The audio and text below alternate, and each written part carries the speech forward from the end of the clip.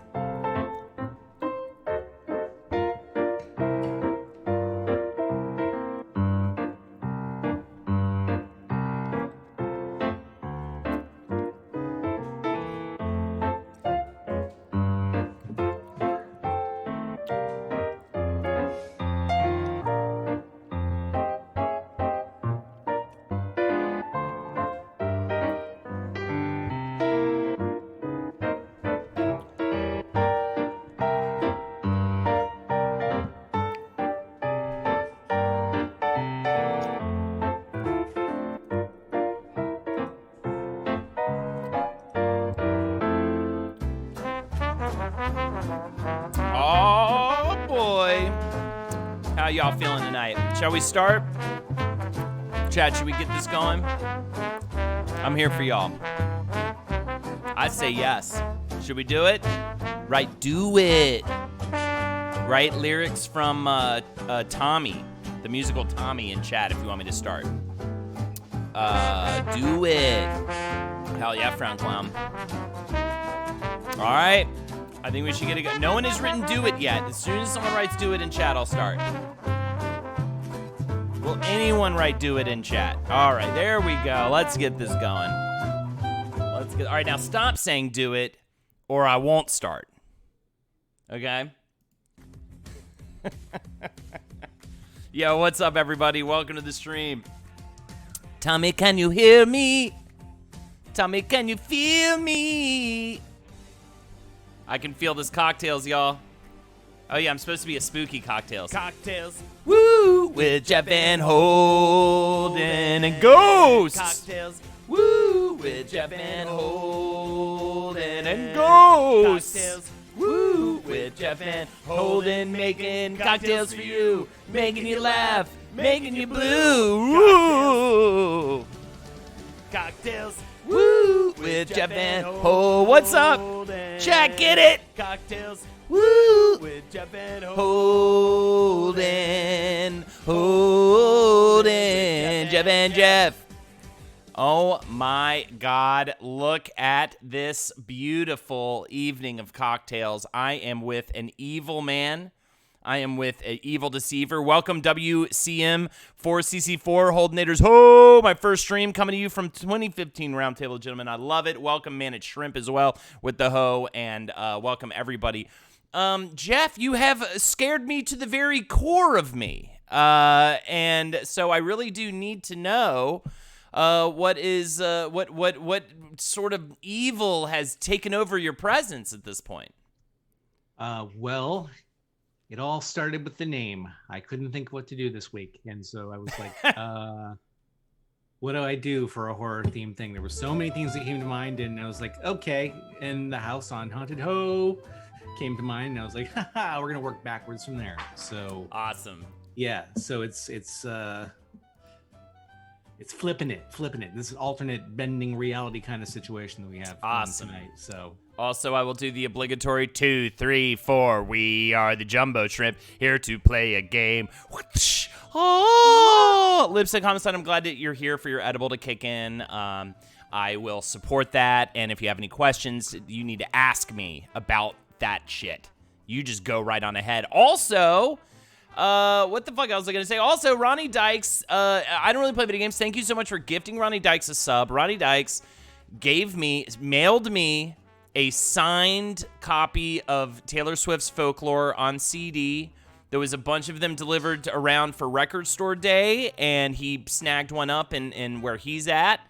And he, by the way, under the guise that he was sending me fancy beer, which would have been totally great. I would have loved some fancy beer.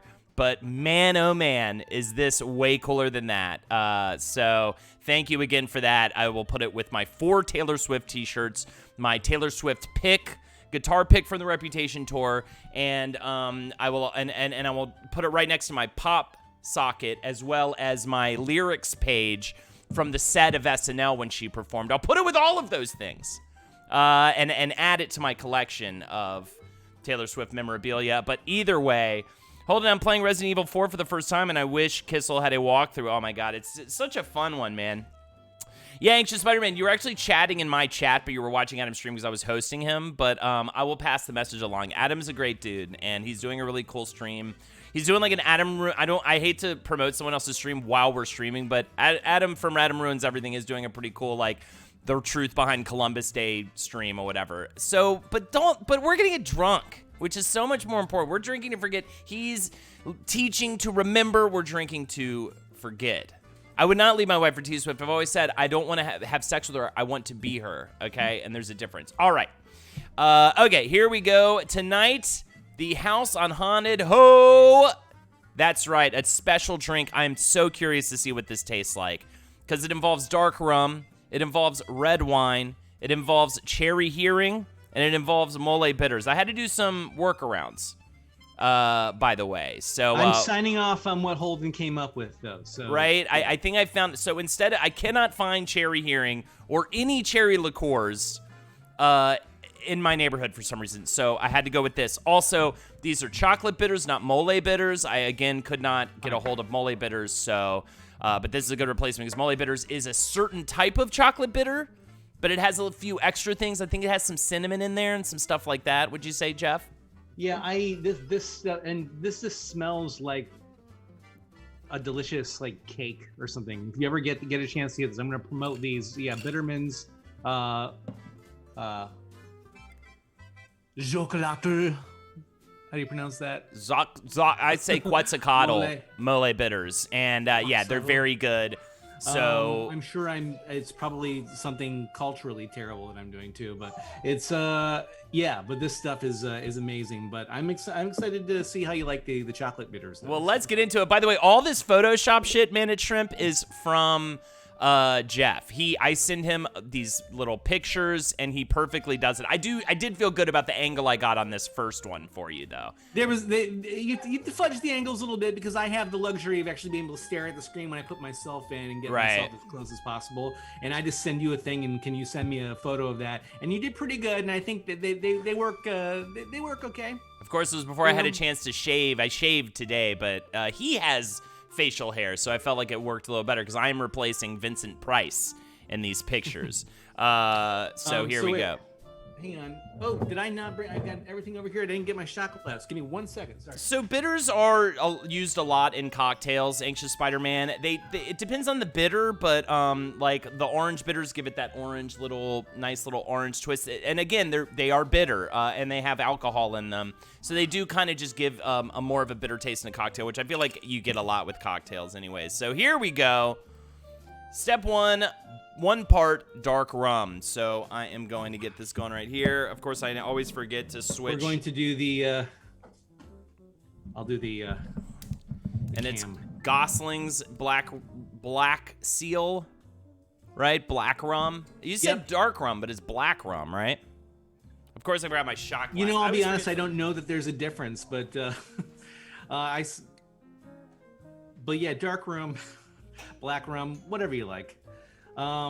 I haven't tried it with anything other than this. I just made it this drink the other day. I'm gonna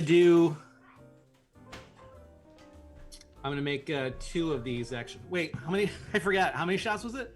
Yeah, they are super alcoholic because we took a one, just one. 1. Okay. Oh, I keep I'm gonna grabbing the make wine. 2 of these though, because I'm gonna make one for Lindsay. So Cool. I'm doing 2 shots. All right, we got a shot of the dark rum, black rum. Does yours say dark on it or black on it? It's black rum. Yeah, Okay. Bermuda black rum. Gotcha. So. Okay, cool. Just want to make sure that I got the right thing. I got one thing right. Well, no, I got 2 things right because I did get this red Zinfandel. Hello, Mom. I see you in chat there. Where's your jug of Carlo Rossi? Oh my God, dude. I used to do crazy nights with that. There's also one night I had a bad fruit fly problem in my college apartment because I had never did the dishes. And one time I was sipping on Carlo Rossi out of a cup, and I took a sip, and I was like, what are those those little, you know, I thought it was maybe the little grapey kind of things at the bottom of a wine glass.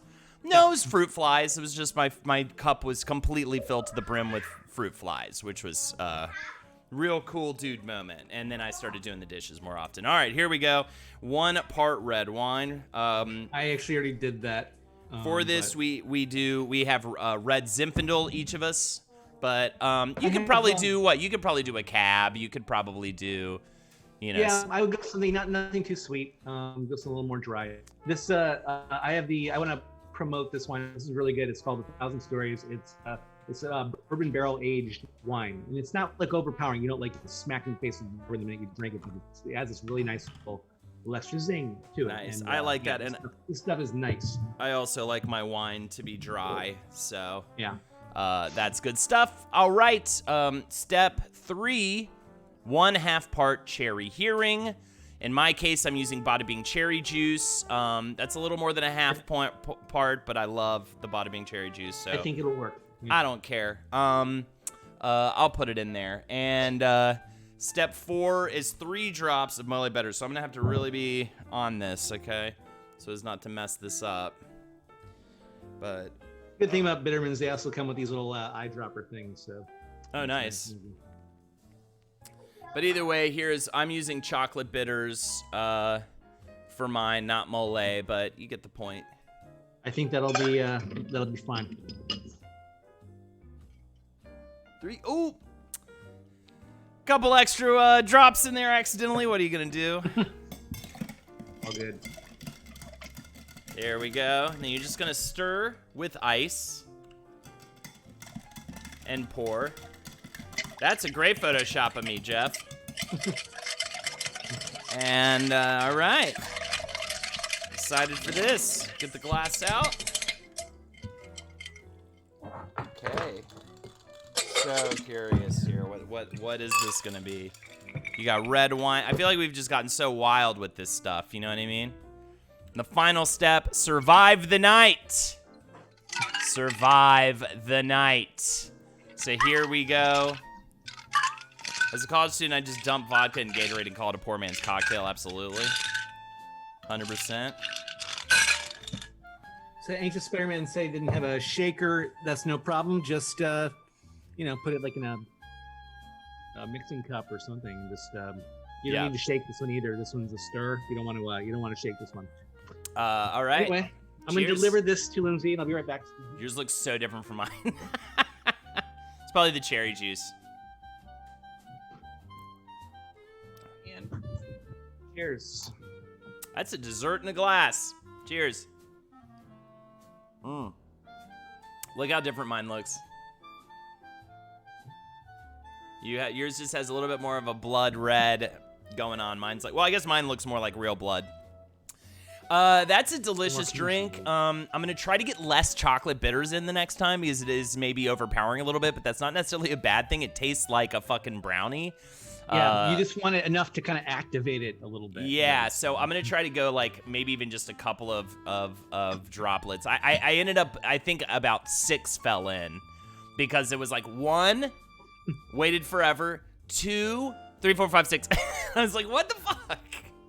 You know, a little thing that I do sometimes when I'm like worried if too many bitters will kill it. Sometimes what I'll do is I'll actually use like my shot glass and put the bitters in that first, so I make sure I don't get too many in, and then take them out. It's just a little nerdy way of making sure you don't get too many bitters in. Hell yeah, Carbine Kyle drinking whiskey in Topeka, Kansas here. Koala, thank you so much for the cocktail emotes as well as Angel Spider-Man. You know, it's fun to have the emotes, right? And then people post really them, and then you're like, we should have a noise for the cocktails emotes. Oh, something like that to denote being hammered. Find a good soundbite from our infamous second or third episode. We should make a soundboard out of stuff we said at the Manhattan episode, our first Manhattan night episode for sure. Hell yeah, 5-1 Blues. Finishing my bottle of Bullet when I get home. Beautiful. Dude, I can't even keep Bullet in the house outside of like a small bottle. And even then, I will drink it all. Like even the kind of small bottles, I'll just have it all. I knew Lexi was back, so I didn't want to have her first reintroduction with being there for cocktails being another bourbon drink. I didn't want to do that to her. So I was just like, so I'm definitely going to do something that doesn't involve bourbon for at least this first one. For sure. We'll see what the next one is. But. I love this, though. Hey, guys, definitely, here, I'm going to repeat this drink. It's really, really good, all right? So definitely check it out. And if you don't check it out, we're not fucking friends anymore, and I'm going to hunt you, okay, Nemo? Invictus? I'm going to come for you. In the night, this is the House on Haunted Ho. This is dark rum, red wine, cherry hearing, mole bitters. I ended up using cherry juice and also chocolate bitters instead of mole, and it's absolutely delicious. Regardless, 1 part dark rum, 1 part red wine, 1/2 part cherry hearing, 1/1/2. So easy. 3 drops of mole bitters. If you drop an extra drop in there, we're also not friends anymore. And then I'm gonna tell Shelly that you're secret mad at her, which is, you know what I mean, not even true. But I'm gonna start like feuds and stuff because that's how I fucking roll up on campus. Step 5, stir with ice and pour. Step 6, survive the night or go fuck. So welcome. Here's all the ingredients. I didn't mean to show that, but either way, welcome. Finally, we're 20 minutes in. We can settle into the stream. I've got the question cards for the final hour. We've got I don't even know. We're going to definitely talk about things in our life. It's a spooky season. I think everybody can agree this is a great, great month, right? And a dreary Monday here in New York. And kind of fit the mood. And I had a bit of a Monday mood, pushed through, fucking nailed this day, I feel like. And I'm excited to be here with you, Jeff, and with all of you, chat. And I'm excited to have all of you watch me slowly get drunk. Thank you again, I Don't Really Play Video Games, for posting the incentives for cocktails incentives tonight. $5 for a toast or roast to you. $10 to choose one of us to perform karaoke. We don't have a $25 incentive. Maybe we can come up with one on the fly. Either way, thank you so much, everyone. I'd love to get some toasts in. Would love to get some karaoke songs at the end of the hour. 25 was the, for sure a lot of people know, but was the dance off, which we did actually do last time. Somebody actually did donate for that, and we just did it on the, over this. Yeah, I feel like we do need to come up with a new one. Nemo Invictus brought up a great segue for the first thing we should talk about tonight, probably, that I didn't even think about. Nemo Invictus just got in touch with their BetterHelp therapist, and that was the recommendation we gave. And I have my first therapy appointment ever in my life this Thursday. Yeah, this Thursday, 7 p.m. I'm looking forward to it. I'm not nervous per se, like I'm not like freaking out about it, but because I know that it's a service for me, but I am a little thrown. I mean, it's weird. It feels weird a little bit. Any advice, chat or Jeff, on your first therapy session? How to, what to do? I'm guessing it's going to be very rudimentary to start. It's just going to be like, it's almost going to be like a first date or something, right? Yeah, well, you just kind of let them, you're just going to have to kind of give them a rundown on things.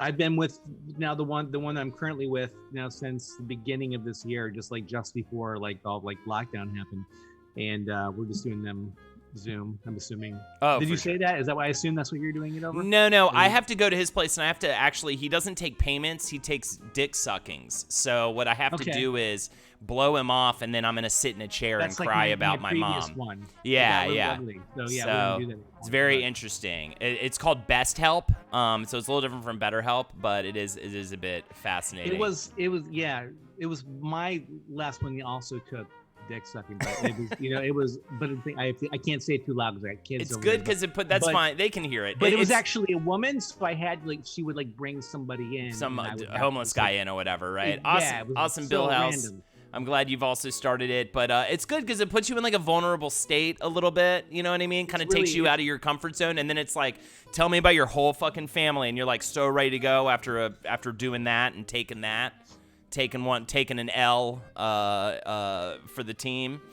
Just be open. You'll get out what you put into it. Fantastic. Yeah, usually they'll ask some questions to get an idea of where you're at and what you need the most help with. And I'm very clear. I know what I need help with.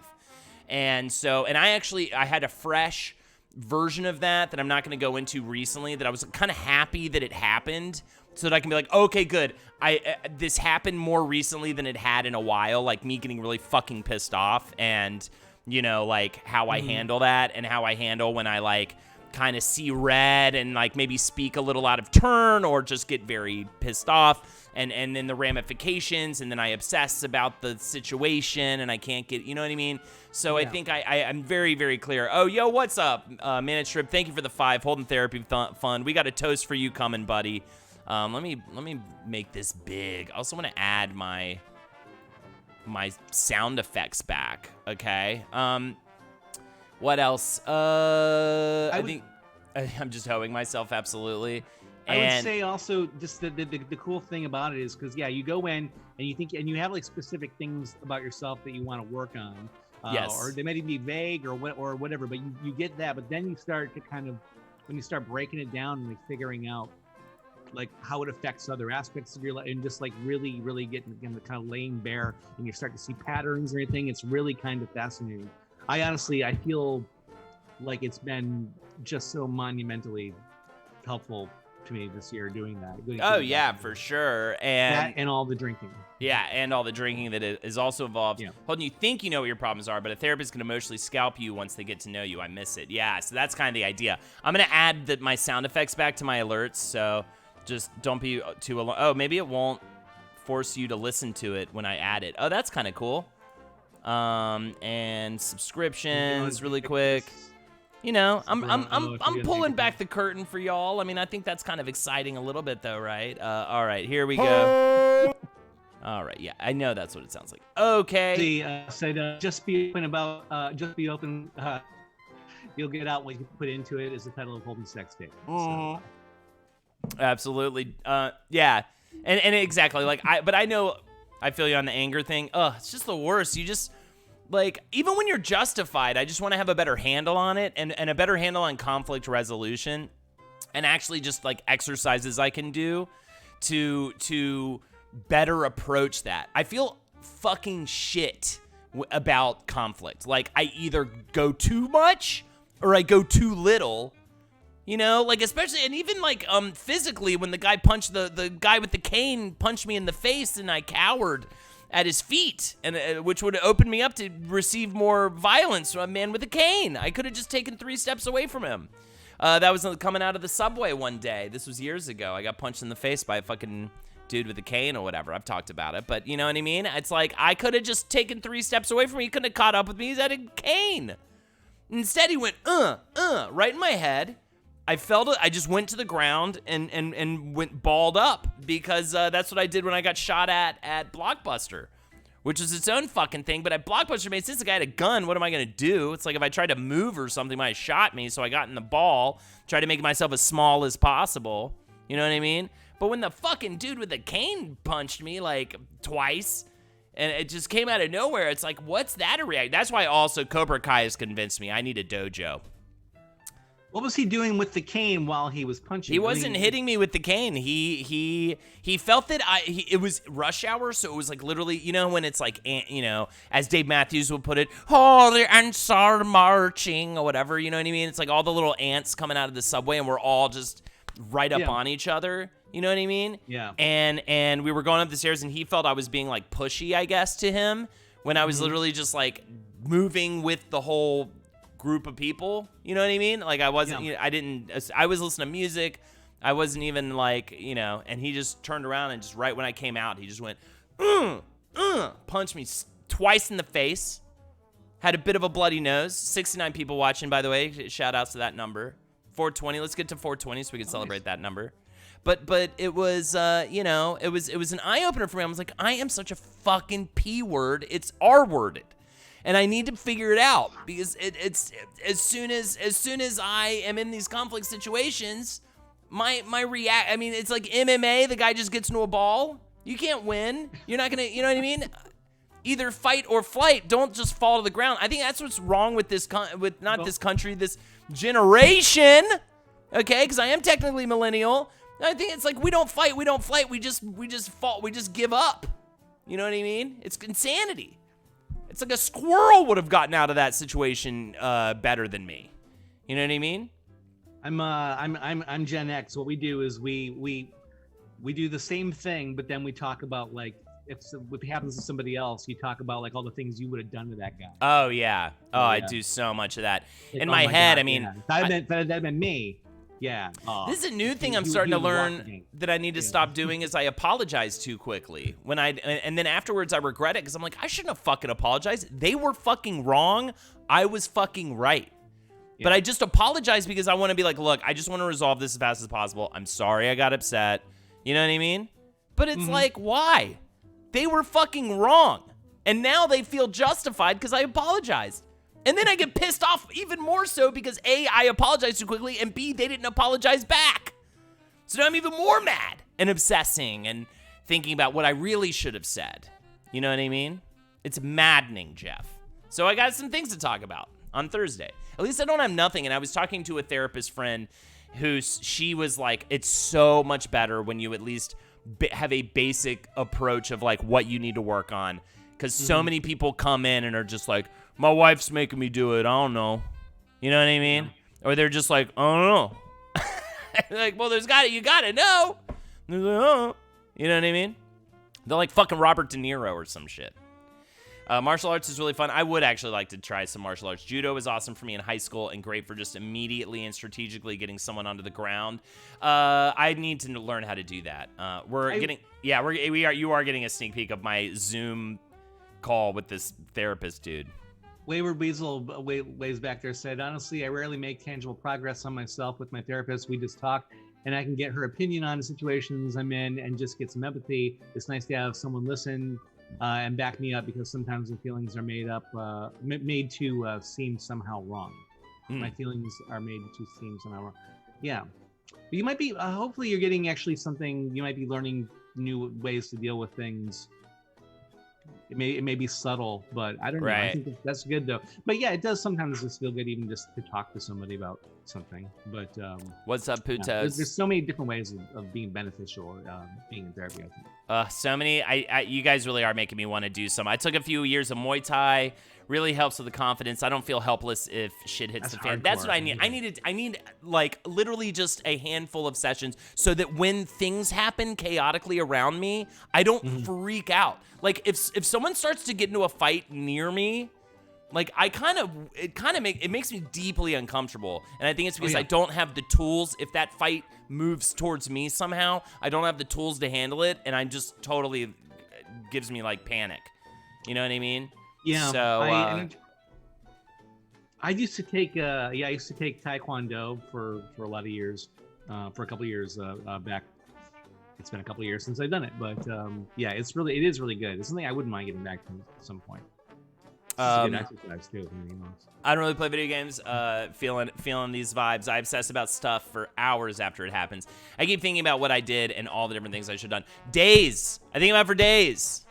When I had that like issue with that group I was directing, I don't know if I talked about that much on here, but days, and I can't like enjoy anything truly. You know what I mean?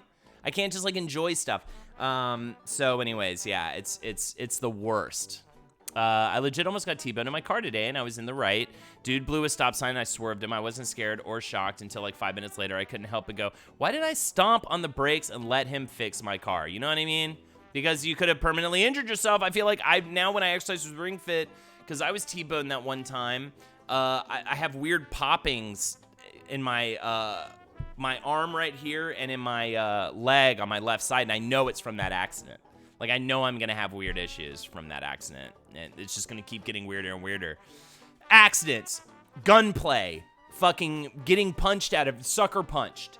These are things we're talking about tonight. I don't give a fuck because it's the spooky season, okay? We can talk about ghosts. We can read ghost stories.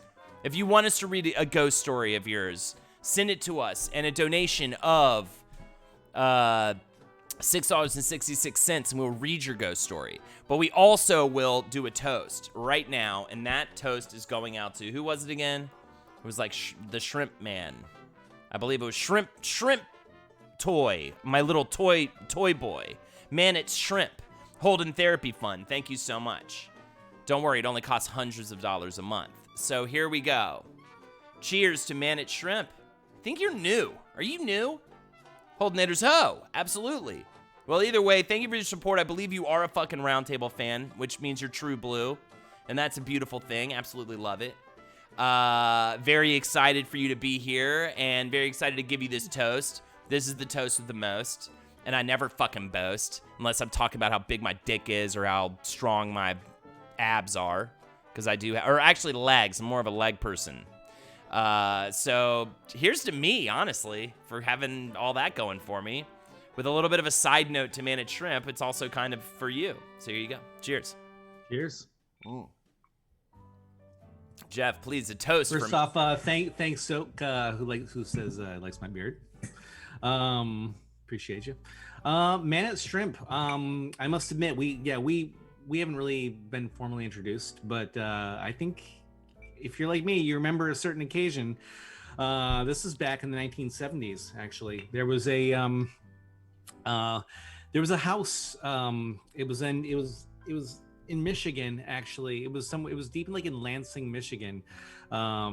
There was this sort of rundown old block. And there was this terrifying old the house that none of us locals went by, and one day, this being kids, we were just there was some kids that were just sort of kind of bullied me really into going in. It's we're gonna go into the house and we're gonna walk around and smash shit up and it's gonna be great.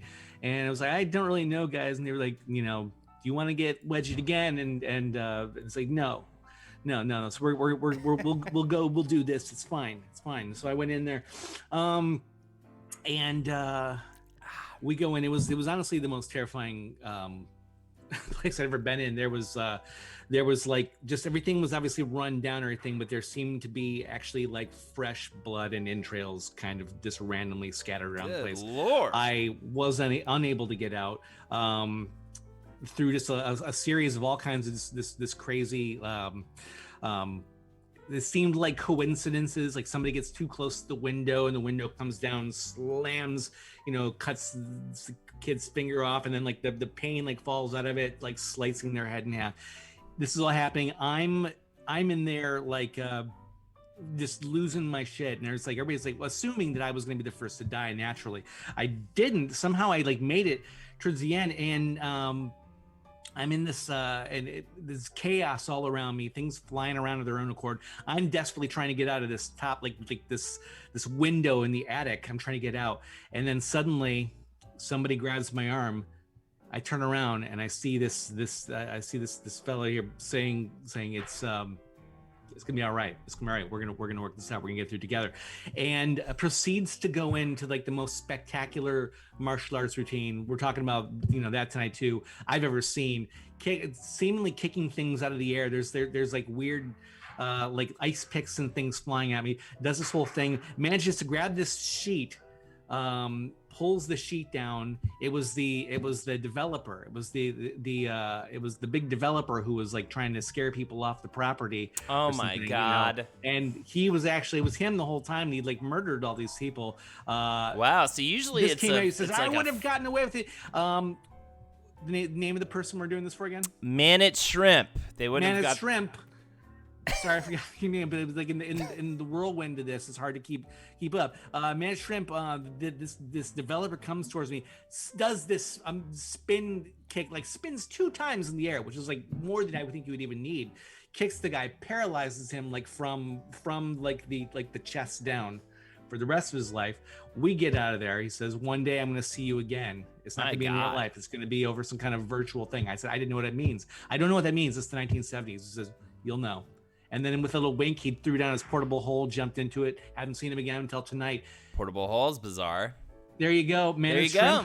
Good to see you, my friend. Cheers. Thank you for saving my life. If you'd like a toast or a karaoke song from me and Jeff, I'd love to get some karaoke going at the end of the old block here. $5 for a toast or a roast to you, $10 to choose one of us to perform karaoke. There is the link to donate all the money I share with my guest, co-host, Jeff, and we greatly appreciate it. We're already moving in to the, I guess, we got a little ways to go before the close of the first hour, but more things to talk about. Video game corner. Boop, beep, beep, boop, boop, beep, boop, boop, boop, boop. Video game corner. I completed my first Hades run yesterday, and I'm feeling very proud of that fact. Since then, I've gotten to check out some of the post-game where there's like so much stuff going on. Hades, by the way, Jeff, is a roguelike. You are trying to exit hell, you're trying to exit hell. Your dad is Hades. You're the son of Hades. You're dealing with the whole Greek pantheon of gods, and you're just doing these runs over and over and over again, trying to get out. And it's great. And much like a lot of roguelikes, like the game doesn't want you to stop playing it once you've quote unquote beaten it. Once you've done one successful run, there's a ton of post-game stuff. There's like a true ending. There's all these upgrades and stuff. It's so good. It's by Supergiant Games. They did Bastion and Transistor. And my friend Logan did the voice of Hades and a few of the other gods in the game. So I have a great love for this thing, and I just absolutely love it. Oh, I'm still stuck in Ghost of Tsushima. There is just too much to do in that game, but I did get the Dead Space trilogy for super cheap. So that will be my spooky month game if I ever have time to play. I will say, Allie, then I think you're going to love Hades. It's phenomenal. But I will say with Ghost of Tsushima, that game slowly turned into a podcast game for me because of exactly that. There's all this stuff to do, but it's all kind of the same shit that you do in the first act of the game. You just do it on maybe a little bit more of a difficulty or whatever, but it just kind of is the same. And the story just sort of kind of plateaus. And so if I were you and you feel daunted by that game, throw on a podcast.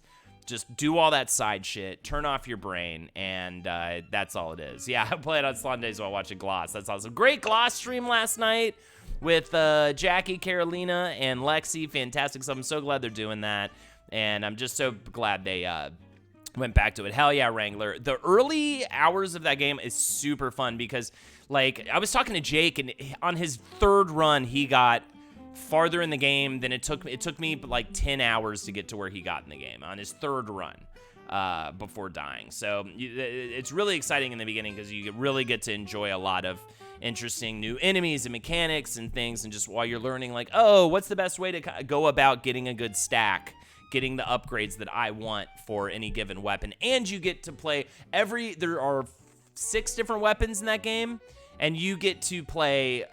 All of them are fun. I think there's only one weapon, the gun, I don't love. But even that weapon, I still go back to. Oh, by the way, Cryptic Occultist mentioned that you just watched Spiral. It's like Get Out, except gay. It's creepy. I would recommend. Very cool. I hadn't heard of it. Holden and Jeff, what are your essential spooky games for October? And have you ever played Alien Isolation? Alien Isolation, I classically go to my clips and do... go to like best of all time, and you will see a couple of pretty funny Alien Isolation clips of me freaking out. I did really enjoy that game. I felt it was a bit too long, and I actually fucked up and didn't. Hold on, a complete meltdown. Sorry to laugh, man, it was bad. Carla with the $5. Cheers to getting through Mondays and then getting to enjoy cocktails. Good luck on Thursday. Thank you so much, Carla. We'll get you a toast in just a second. Carla the Goblin, too, Jeff. I think that might be a fun one for you, that Twitch handle. The board game Life is terrifying, like real life, absolutely.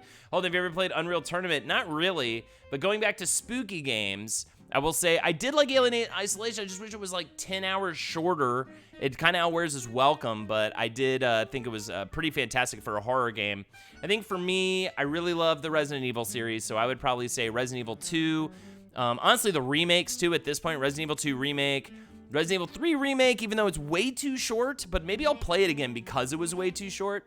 So I kind of, like, it happened to me in a flash. So maybe I'll play it again for the scary season. Also, definitely RE7 as well. And then Dead Space. What were you going to say? I still haven't played it. That was gonna bring that up. I still haven't played Resident Evil 7. That's the one like in Dude, the house, right? I think you're gonna. I think you're. I don't know if I dig can handle it. Yeah. But yeah, I think. I mean, yeah. Well, you love PT. I'm definitely on board. You love PT, so if you love PT, I think you're definitely gonna get a kick out of Resident Evil 7. I mean, at least you can put it on easy, which will make it slightly less. It is no joke on medium. I'm gonna throw it out there. It is not fucking around on medium. Once you get away with it. Shout out though to my scary game that I really enjoy. It's just a good classic sort of haunted house game. Actually, kind of with the theme of tonight is Layers of Fear. Is what? Layers of Fear. Yes. You played that one? Yeah. Yes. It's just basically kind of like a mystery haunted house game, and it's really I don't think it's really good and really creepy, and did a good job with it. So Stefan Bogeffen, I have not played Resident Evil 7 in VR, but I have definitely really wanted to, because I also feel like that would be too much, and I'm here for it. Like I'm into that too. Yeah. Yeah, Outlast is great in terms of being super scary. Outlast 2 I fell off of. I forget why though. Maybe I literally was just like, I don't want to deal with this anymore. The Outlast games are legit. Like those are very, very well done for that kind of thing. I agree with that. What's the one everybody's playing right now? It's like an online multiplayer co-op thing that people are into. Should I get that? Should I stream that? I feel like that would be a good one for the boys, for the pirate crew. Phantasma or some shit. Yeah, exactly. It's some bullshit like that. Phantasmaphalia. I'll definitely check it out. Spider-Man, hell yeah. Isn't that a great thing you can do though, Jeff? When you're like, oh, I really want to respond to this one person. I do that all the time now. Yeah. Genshin Impact. Oh my god. Majora's Mask is also really creepy. That is like a good light spooky for sure. But for real spooky at the same time. Night in the Woods, definite October game. Night in the Woods is such a mood, but it does have such a great October vibe for sure. I was what game I'd be. What were you saying? What's that game? The one. I think. Actually, Lexi used to stream it. They used to do the stream of that. Is it Dead by Daylight? That's the one where like all the yes. If that one, I'd be more into that if like the villains in it had like unique ways of like coming after. I know they have their own little special abilities and stuff, but isn't the whole thing they just whoever it is, they just put you on a meat hook? Yeah, they kind of just grab you and slowly take you to a meat hook at the end of the day. Yeah. But maybe that works for like Leatherface maybe, but it's like, but I want like. But yeah, if it was like different unique ways of killing. Yeah, it'd be cool if they had like their own level and their own mechanic of killing people that was based on the character that they are. So like if it was the creepy, like I think there was a creepy like evil nurse character, right? Then it was like, oh, they take the body to like an operating table and start performing like procedures on them as opposed to the meat hook. Good idea. I like that. Just added the scariest 80s villain to Dead by Daylight, Ronald Reagan. Oh my God. Unbelievable. Is that true? I just saw a trailer today for they're adding Rambo to the new Mortal Kombat, right? So, yes, I will probably be, even though I keep doing this. I gotta watch the fatalities. I keep buying the latest Mortal Kombat characters. I play it for like 2 nights, and then I never see the game again. But you got me again, Neversoft. You got me again. Or no, it's not Neversoft. Who is it? Either way, you got me again, developers. I will buy Rambo because Rambo, fine, you fucker. It better have a good friendship and it better have a good fatality. Either way, let's make this drink again, shall we? I actually already did, but I'll wait for you to catch. I saw you do that, but that's totally fine. The House on Haunted Ho, $5 from Entrapment. My apologies for yesterday. Pedophile was the wrong word. I meant to say serial killer. Your obsession with T-Swift gives me serial killer vibes. You may have your roasty revenge. Unbelievable. Called me, said I give him pedophilic vibes at the Sunday study session. But don't worry, because I compared memes to slavery. So I was actually the worst one in the study session yesterday. So here we go. As I said, they were both very outdated. Very quickly. So either way, 1 part dark rum.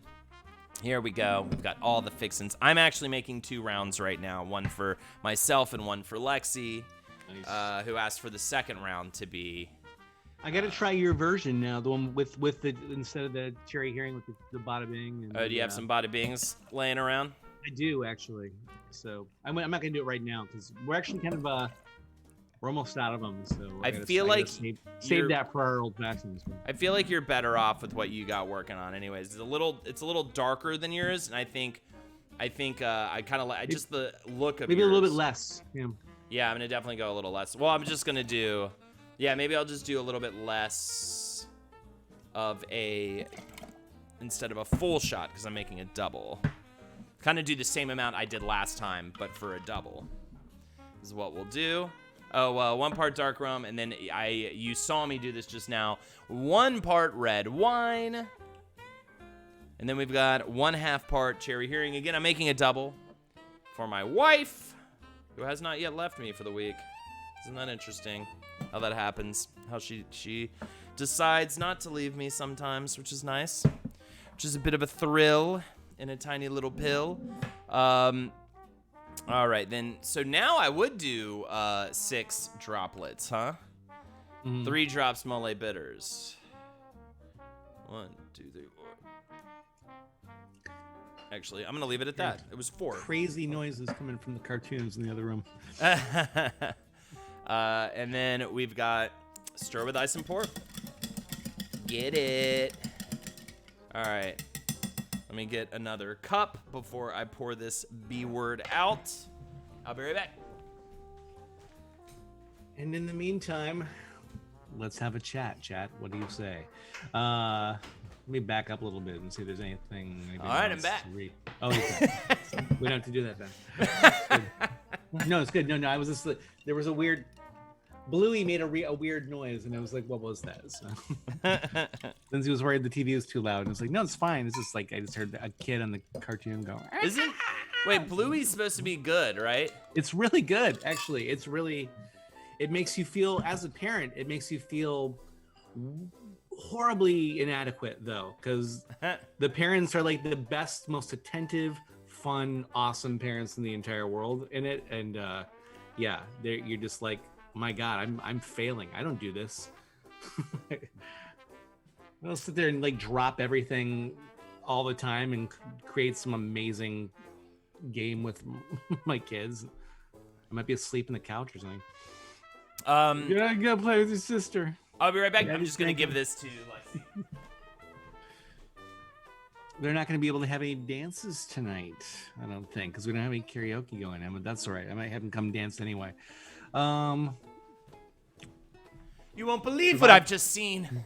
I walked in and she had blood in her mouth and her eyes were rolled back in her head and her fingers were longer than they've ever been, and she was caressing the blood and rubbing it vigorously on her breasts, and I tried to give her the drink and she went, "Kah!" And I was just like, wow, you're having a case of the fucking Mondays. And then she was just like, whatever, I wish we never married. And I was like, okay. We can get you karaoke, Jeff. Please. You don't have to. Yeah, either way, they're gonna have to make an appearance. Anxious Spider-Man threw a bunch of Lexi emotes in. Cocktails incentives, $5 for a toaster roast to you. We've got a couple of those to do. $10, you can choose one of us to perform karaoke. You choose the song. Someone donate for karaoke so the girls can come dance. I know, right? We have 10 minutes till the end of the hour. I would love to have some karaoke at the end of this hour. Welcome, Hal Dog, as we move into our second hour of the stream, which is a beautiful thing. And we can tie a nice bow on this first hour. We can really bring this to a full, like, exciting conclusion. There was even wanting that second hour. Piss in her ears, and there was poopies around her neck, and she had a clove of garlic, and she was rubbing it in the dookies, and I think it was the dookie of a dog and the piss of a frog, and she said, all I need is your essence. And so we're trying to have a kid, and I guess that's kind of her sort of just making that happen. But either way, what do we got going on? What else is going on? I talked about the Hades run. I finished Children of Dune. I've technically started God Emperor of Doom, but I have barely read any of it. Because of Jackie, I have to read the Mariah Carey autobiography, which I'm like a few dozen pages into, and it's interesting. You know, it's like people are racist, and she had a black dad, and it was very upsetting for her. But either way, Can't wait for Loudon to be born. So last night, Lexi was going through, she has like a little app, like it's like Tinder, but for baby names, where you swipe left or swipe right on like names you like and names you don't like. And she was like showing it to chat. And one of the baby names that popped up was Loudon. Louden, which is a fucking horrific name. B, hilariously a spin on my name that is perfect for what everyone knows about me, which is that I'm incredibly fucking loud. So I'm in the second part of the Mariah book. Hell yeah, dude. I'm gonna get a lot more done reading wise, but I also have to watch a lot of Death Note. We're researching Death Note this week for I almost said last podcast left for Wizard and the Bruisers. So that is the reason for the season. Great anime. It's all on Netflix, so definitely check it out. So I'm just gonna be playing video games with Death Note blasting at me on the left screen. That's kind of my thing. I know Loudon. It's almost as bad as the name I always made fun of that a friend of Lexi's suggested. She was like, what do you think about, because she was like testing out different baby names. What do you think about Braylon? I was like, that is the name of the biggest fucking C-word kid that you could possibly fathom existing in like a class. Like, that is the kid that no one wants to hang out with, that like... like, I feel like I know a Braylon or somebody who's gonna name a kid Braylon or something. That sounds really familiar. I feel like she's a man, baby. 22 Tay. I'll do 22. I did it at one point. And fucking just hopped on. The first thing I hear is anime. Yeah, I'm doing Death Note for Wizard and the Bruiser podcast this week. I've only seen the live action Willem Dafoe Death Note. I've never seen the anime. Evan, hey. If you are interested, I would like to invite you tomorrow night at 10 p.m. ET to jump on with us on our stream and play Among Us with us. You have an invitation, my friend. So let me know on here, off here, and I will set that up. And all you have to do, it's $5 on Steam. I would suggest getting it on Steam, but you can also get it for free on your phone. But get it on Steam. It's gonna be way better that way. So seeing some names here. I just need to make one comment about a name. That I have my stepsister has a daughter named Ireland. That's not that bad. Ireland, but without the D though. Ireland. It's That's why I said it's not that bad. It would be fine if it was just Ireland. The fact that it's Ireland is like dumb. But didn't your cousin want to name her kid Lestat, Lindsay? I don't know if she's in the other room. I would like to name my child Phantom of the Opera McNeely. I think she had a cousin or something that I think, and the kid I know eventually was named Drake London. I mean, honestly, if you want your kid to be like a double agent, spy for the CIA, that is actually the perfect name, right? To get its own book franchise and everything. My parents changed my name after I was born. What was it originally, Wayward Weasel? Yeah. I was right. Lindsay confirmed it. Yes, she did consider naming her child Lestat. Dude, that is... Wait, but not Lindsay, right? Someone else, right? Not Lindsay. No, Lindsay, like a relative of Lindsay's, like a cousin or something. All right, let's play the terrible name game. Honestly, I should pull up the baby name thing and just like go through them, and we can just like figure out what my child will be named by, like, and just make fun of bad names. My son is Rum Tug. It'd be a fun little game to play in chat too. What's the most horrible little privileged shitty white shitbag kid name? Yeah. And also, like, the thing about Braylon that I really think about, that name does not work for anyone over the age of 12. That is such like a bratty little kid's name. What adult is? And then what do you go by? Bray? Lynn? What do you go by? You know what I mean? But either way, what's up, life is nice. Good to see you. People know that names actually mean things, and that's why they are names, right? Like Peter means rock, as in steady and reliable, and Katrina means pure, for example. You got to read some of these names people are throwing.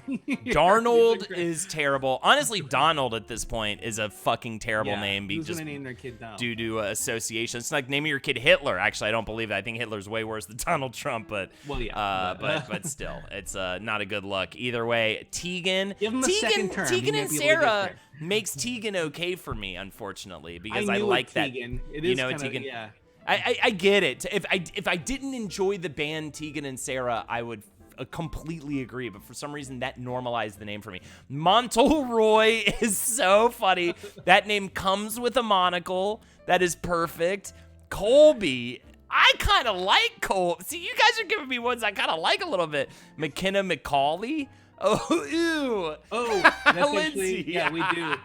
We really liked her name. We were like, I remember because they were like, yeah, they named her McKenna. I was like, oh, that's cool. It's a kind of interesting name. And then we were both realized, wait a minute, their last name is McCauley.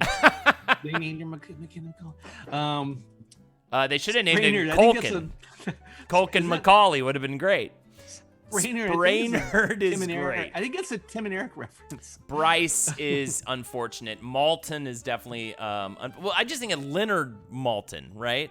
These are like that's always a weird move too when it's last names. I have a friend with an amazing name, Voltaire Casino. Hell yeah. I mean, my buddy from Iceland, Ragnar. Ragnar's a dope ass name. Ragnar. They named me Elizabeth, and I was born the day before my baby shower, so it was filmed because my parents couldn't be there. The whole video is my entire extended family saying, Elizabeth, we're so excited to meet you. I was put, they thought I was going to be a girl, apparently. I guess my genitals hadn't developed enough in the womb to tell that I was going to be a boy, so frunk. So, my name, I was taken home in a little yellow dress, which is fun. Odin Mood Feeblecorn. Odin's a dope ass name though, a little bit. You know what I mean? Mood. They kind of ruined it with mood, though. Odin Mood. Wait, is Colby a common name? I don't know, but I think about like Odin Sky Reaper Feeblecorn too. Mighty Corn, surely. Crypto calls him so. Oh, I have through Lexi family named Aiden, so I'm cool with that name. But I get it.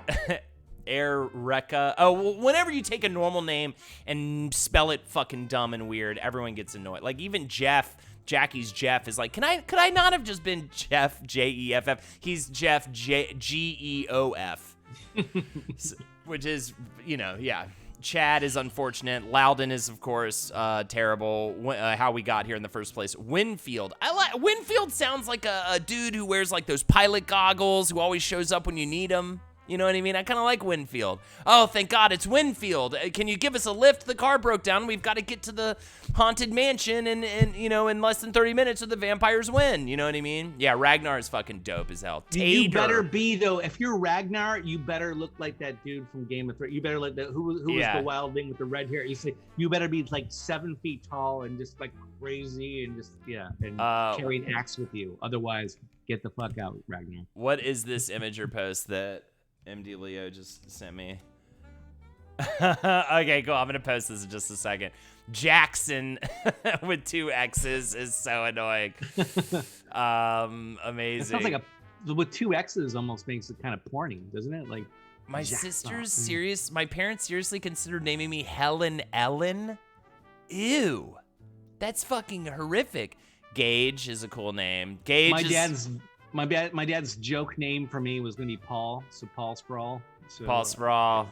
That was Yeah, like again, I'm for Winfield. Gage definitely has fucking guns. You know what I mean? Gage, and not like, well, he probably also has actual guns, but I mean like he's ripped usually, right? A Gage is gonna like fuck you up in football, and some like two-hand touch. My husband's little cousin's named Drayden. Are you fucking kidding me with that, Renako 913? That is worse than Braylon to me. That is terrible. Can you tell them Holden, this dude you watch on a stream and maybe listen to on a podcast, fucking hates your kid's name? Super a lot. Augustus Quanch. But see, sometimes it's so bad it's good, and so I feel like that is so bad it's good. Augustus Quanch. Like, you're never gonna forget that person. Drap. That's a Roald Dahl character, clearly. Right? Augustus Quanch. Right? Yeah. Have you seen the new Witches trailer, Jeff? I have not. With what's her name? Anne Hathaway, right? I know about it, and I've seen like stills and stuff, but I have not actually watched the trailer. Yeah, there's a trailer out there. Maybe we'll watch it in a little bit. Fuck it, we can do whatever we want. It's our stream, baby. My baby nephew is named Barrett, but I like it. You like it because of Red Dead. I like it because of Barrett. Final Fantasy VII, so I'm cool with that. Jackie. Blue Andrew said, "What do you think of the name Linus?" I like the name Linus. It seems kind of like a I like Linus. yeah. I'm cool with it seems Linus. like a kind of an older time. I like Benry Like in a good way. as an obnoxious name. We're super talking about names. We're trying to come up with the worst names. You know, we talked about Braylon. We talked about Loudon. It all started with Loudon. And then we just started going through. There's some really good bad names. I'm doing the opposite, though, of like what you do, which is I try to come up with we're trying to come up with the worst names conceivable. So let me put this little form up here that MD. We are officially in the second hour.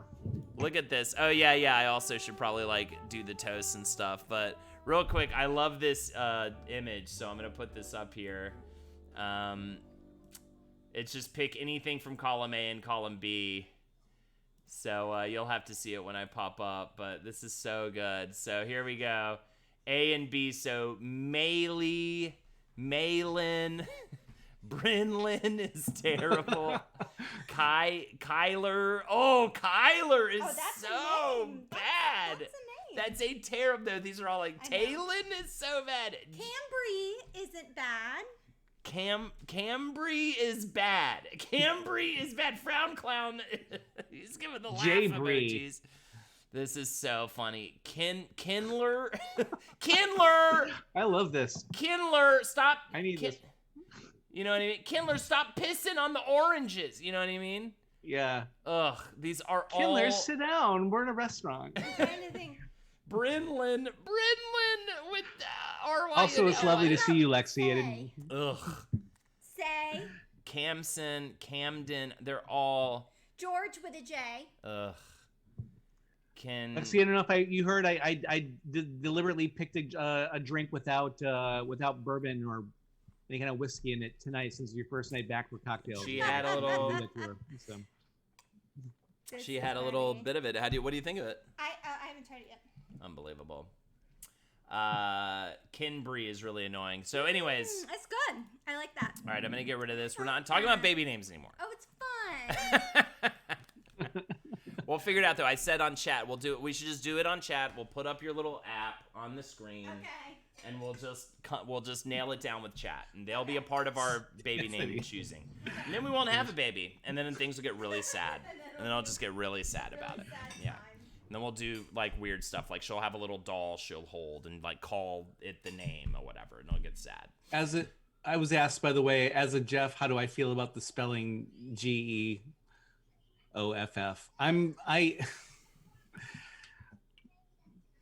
Fine, really. I don't actually. Yeah, I'm glad I'm not spelled that way. Tiffany works. Anything just. I just think you're like I'm cool with Jeff being like, I'm not mad at you for having that spelling, but I do think about your parents and I'm like, why did you have to just purposely make things lifelong difficult for this person? Like, everybody thinks Jeff is spelled one way.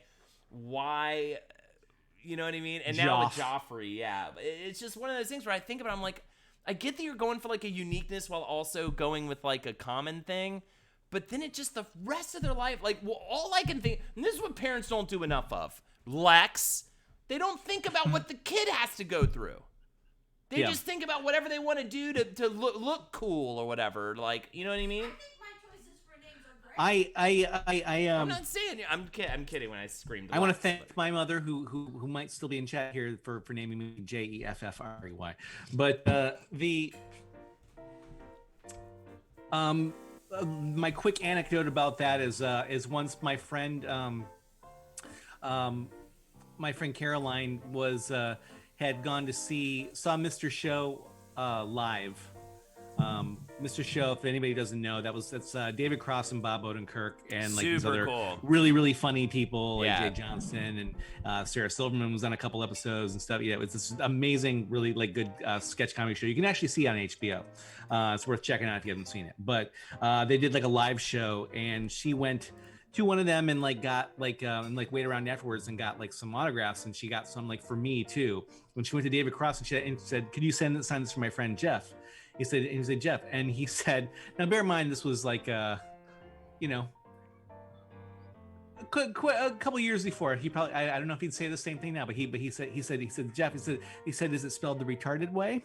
And just trying to make her laugh. Right. Yeah, and it worked.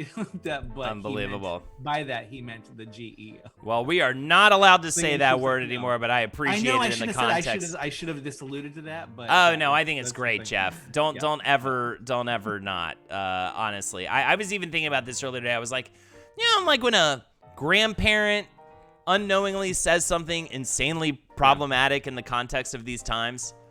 Man, I fucking love that shit. You know when they're not trying to be evil or they're not being racist or negative, but they just don't know the new rules.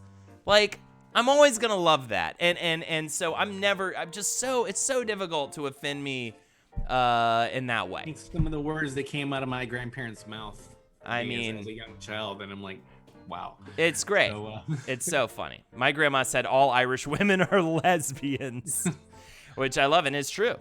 Absolutely. You just called Jeff old, lol. No, I'm saying out of fine, I guess I am calling him old. My parents say me Calhoun Tubbs. Like to hear it. Here it goes. I love Calhoun Tubbs. That's probably my favorite character from In Living Color. Either way, we owe a toast. Yes. So let's do it as the night becomes drunker. I've almost gone through the second one, so we have a toast and we have a roast, but I'll save the roast for after the karaoke song, which will be 22 by Taylor Swift, which I'm gonna nail. So and get ready You're for it. You're gonna get a couple other backup dancers. There you go. It's 22. We watched it the other night, actually, her live performance of it, where she does the one shot all the way to the stage. Either way, hell yeah, thank you, Allie. A little bit of wine though, please. Do it. Two toasts. Put a little wine in there. Get it going. Yeah. Cheers to Carlo the Goblin, you slimy beast. Thank you so much for using your goblin-y powers for good in this moment. I hope you're scaring a lot of little boys this month, and you're really getting out there and gnashing your teeth at them and turning them upside down, because I know how much little boys hate to be turned upside down. I hope that you're putting used condoms under old ladies' beds also to frighten them, as I know that is a goblin's job, a goblin's life for you. So I really do appreciate you, and keep it fucking flying around, you know what I mean? I'll never call you the R word or whatever, but Jeff might, okay, in his story. I don't know what he's gonna do. He might talk about how he ran into you in a haunted amusement park. He might talk to you about how you taught him what a hammer is, because he didn't know at a certain point, which is insane because he became such a carpenter later on in life. He may even speak towards the dragon bear incident. I don't know what he's going to talk about, okay? But I definitely know about these things. It's going to be long, though. Yeah, it's going to be a little bit too long. We might lose a couple viewers. We're definitely going to lose some viewers during Jeff's toast. But he will definitely be later, hopefully. He will be talking about the talking cloud. He will be talking about the banana that said yes. But before I get to Jeff's toast, in which he will speak towards every single bullet point that I just listed, I just want to say cheers to you, Carlo the Goblin. You filthy fucking goblin, you. Jeff. There is a syndrome some people have. It's something that it's called adult onset negative limb syndrome. All right, real quick, I'm gonna interrupt you really fast. Just want to let you know, right now we have 70 viewers. I just want to see how many we're at. Okay, let's come on, get it up. All right, I'm gonna kill this one. Watch. All right, here we go. This is gonna be extra special. Who are you toasting again? I forgot. Who are we toasting? Carlo the Goblin. Of course, it's Carlo the Goblin. That's why. What else would I be talking about? Adult onset vanishing limb syndrome. I think I mispronounced. I said it was something different before, but this is the actual title is that. Okay, good.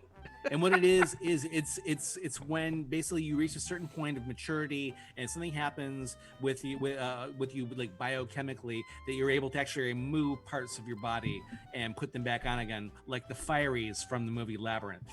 Maybe I've seen that. Carlo Carlo the Goblin is a yeah. Carla. Carla. I'm sorry. Yeah, of course. Well, we used to call her Carlo back then because that was just it was a funny joke. It was the '80s. We thought a bunch of stupid stuff was funny.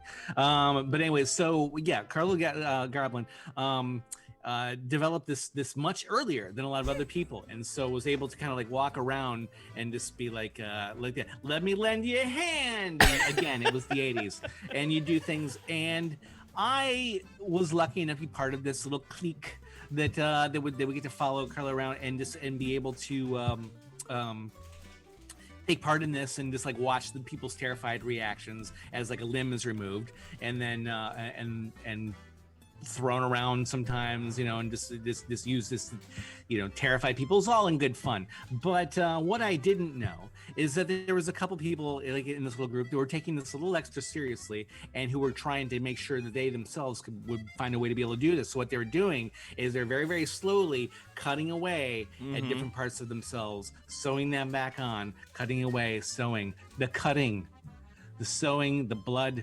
the tendons, and so it was we called it the meat house. We would go into there, and I didn't believe in this. I was like, I'm never going to take part in this amazingly horrible thing you're doing. And they said, one day you're gonna catch the fever. You're gonna catch me. You're gonna be able to do this with. And they forced me.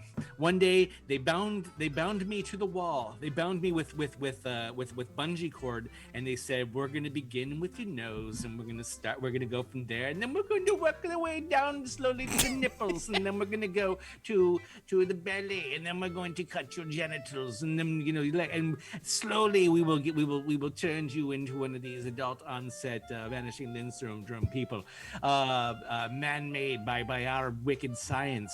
And I'm crying, ugly crying, snot, just disgusting, just like and they're coming at me with the saw, and Carla comes in, takes an arm off, like Jax, like he uses as a finishing move when he pulled like the other arm off and beat them to get death with, or was it? Yeah, maybe it was one of the other ones, but it doesn't matter. But using the arm that pulled off herself, beats the other children into bloody, just horrible pulps. Jumps out the window. There was no need; they were dead. It was fine. But just to be extra cool, jumps out the window. Me screaming and flailing on the back, and lands with does like a 360, this amazing twist in the air, lands down, puts me down, and says, there little Jeffy, you'll be fine now.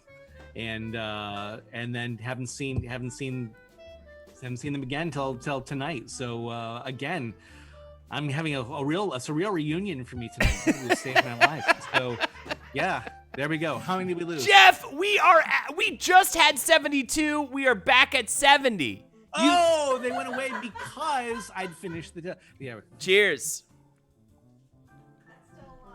Unbelievable, though. We went down at one point to 65. It was amazing. It was an amazing game to watch. We went down to 65. People, though. Everyone was riveted. 5 people in a room. Right? We thought we were going to tank the whole thing, go down to 50 or something. I was waiting for it. And then little by little, boop, boop, boop, boop. And then it was at 69. I was hanging at 69. Man, baby, metaphysical sage, thank you so much for the tier 1 2-month sub. Long-time listener, 2nd month subscriber. Greatly appreciate it. And Chibi Woo, thank you for the 4 months. Man, baby, unbelievable. And now for a little, I thought I added, did I do it to the wrong thing? No, I didn't. I just didn't add it. Jeff breaking even on viewers. I love that. That's how it should be known. I mean, Jeff, yeah, he'll break even on the viewers. I just love that we had a whole thing. I feel like everyone was just like, fine, then I'll definitely stay on. I need to see, because now I need to see how many people they lose. 40.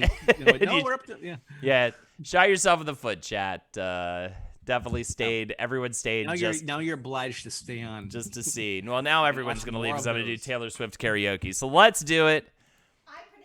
Oh, we might have to, yeah. Lexi predicts I'm going to lose 10 viewers right now. By the way, there is the link, $5 for a toaster roast for you from me and Jeff. Some adorable 7-year-old backup dancers. Absolutely. I will be sharing this audio. And then also $10 to choose one of us to perform karaoke. Here we go. Boom.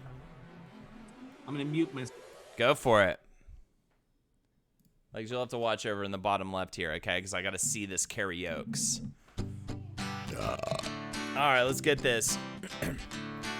It feels like a perfect night to dress up like hipsters and make fun of our exes.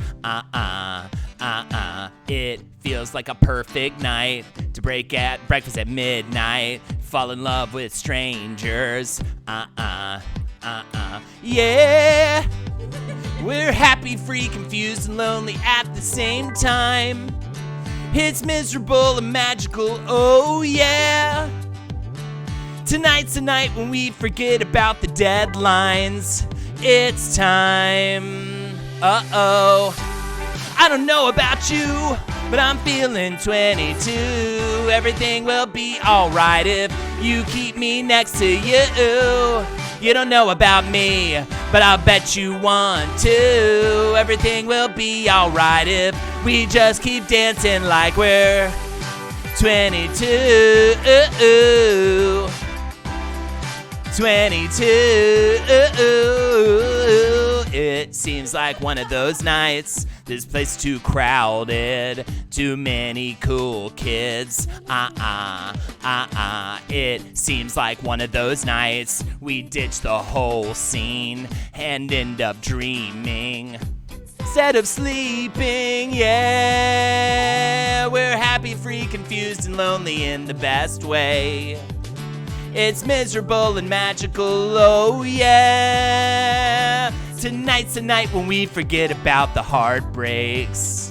It's time, uh-oh.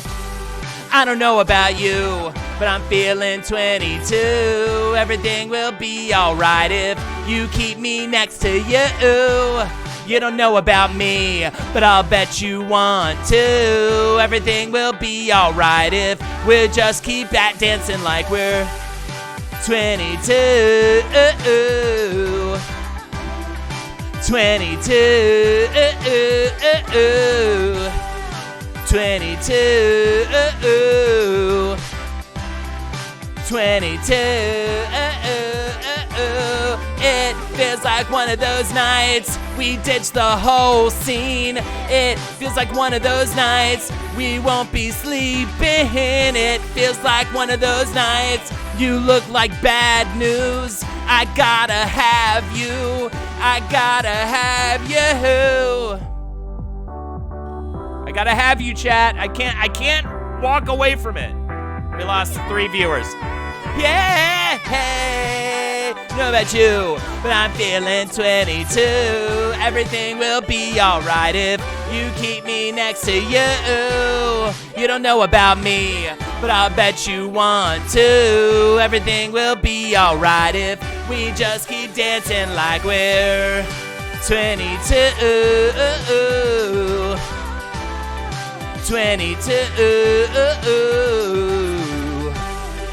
22. 22. Feels like one of those nights we ditch the whole scene. It feels like one of those nights we won't be sleeping. It feels like one of those nights you look like bad news. I gotta have you. I gotta have you. All right. The best karaoke ever. Thank you. I know. You killed it, girls. Great job. Emily and Violet, you're stars. You're amazing. Great work. Fantastic stuff. Yeah. Bring it. Alrighty. All right. That was great. Thank you for the backup dancers. Absolutely. Oh, yeah, Death by 1,000 Cuts. I could probably rip that one out as well. 22 I have a little more practice with, at least, too. And I've been wanting to do Long Live. I think I'm finally ready to do Long Live, a new favorite of mine that actually goes back to her Speak Now album, but one of her best, like, arena jams live, for sure. Is Toast Roast over? Absolutely not. For $5. Oh, by the way, I am Ricky. Thank you. What'd she say? Snuck that one in. She said, thanks, Lex. Awesome. And man, baby, Ben of Troy, miss you, dude. So glad that you're hanging out right now. So good to see you. And yes, we will be flying out there hopefully in January, unless everything fucking fucks us out of it. But either way, daughters and then just cursing is what you get with this stream. Cute little daughters and then just cursing. Good. I'm glad you liked it. I don't really play video games. I do super love it. Nemo Invictus, thank you so much. I'm going to name my child Glunch. Roast me. Absolutely. We've got a roast now coming in for Entrapment. I got to make another round before I can hit that one. Why don't you do that? And I'll think about main things I can say about him. I've got it. Oh, yeah, for sure. Actually, wait. Well, I'll wait for you so it can be a toast. Entrapment, I'm going to burn your ass so hard. It'll be like getting hit by one of those rockets you helped design. Or whatever you do with your job. You N-E-R-D.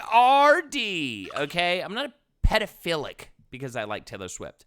I am odd for it. Okay? I'll agree with you on that.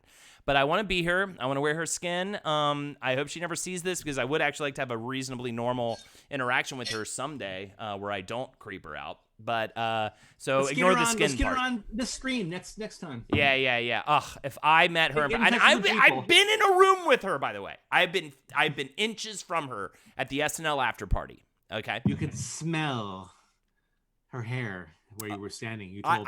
I was And I saw the gently pulsing hairs on her shoulders. I was inches from her, and it was unreal to be that. But I've never actually gotten to have an interaction with her. But I know deep in my heart that I will. If you know what I mean. Do you have one of those feelings you're like, I know I'm going to fucking actually end up, even if I am the one who ends up paying like thousands of dollars to do it, it's gonna happen. I'm gonna have like a 5-minute interaction, and I just hope it goes well. Thank you, Allie Clark. Yeah, Allie Clark. We're peas in a pod right now with everything you're going on right now. But either way, Entrapment, are you ready? Yeah, let me just do some. Go ahead and start. Okay. I was in line at a coffee shop with her. She's tall. That's fun. She is tall. She's quite tall. I think I'm around her height, though. But then she wears those heels, too, and then she's even more tall. Would you be able to actually speak to her? I would be really sheepish, but I would never approach her. But, and the thing was, too, we got to Michael Che, the greatest, the GOAT. I fucking will always love this guy, especially for what he did for us at SNL.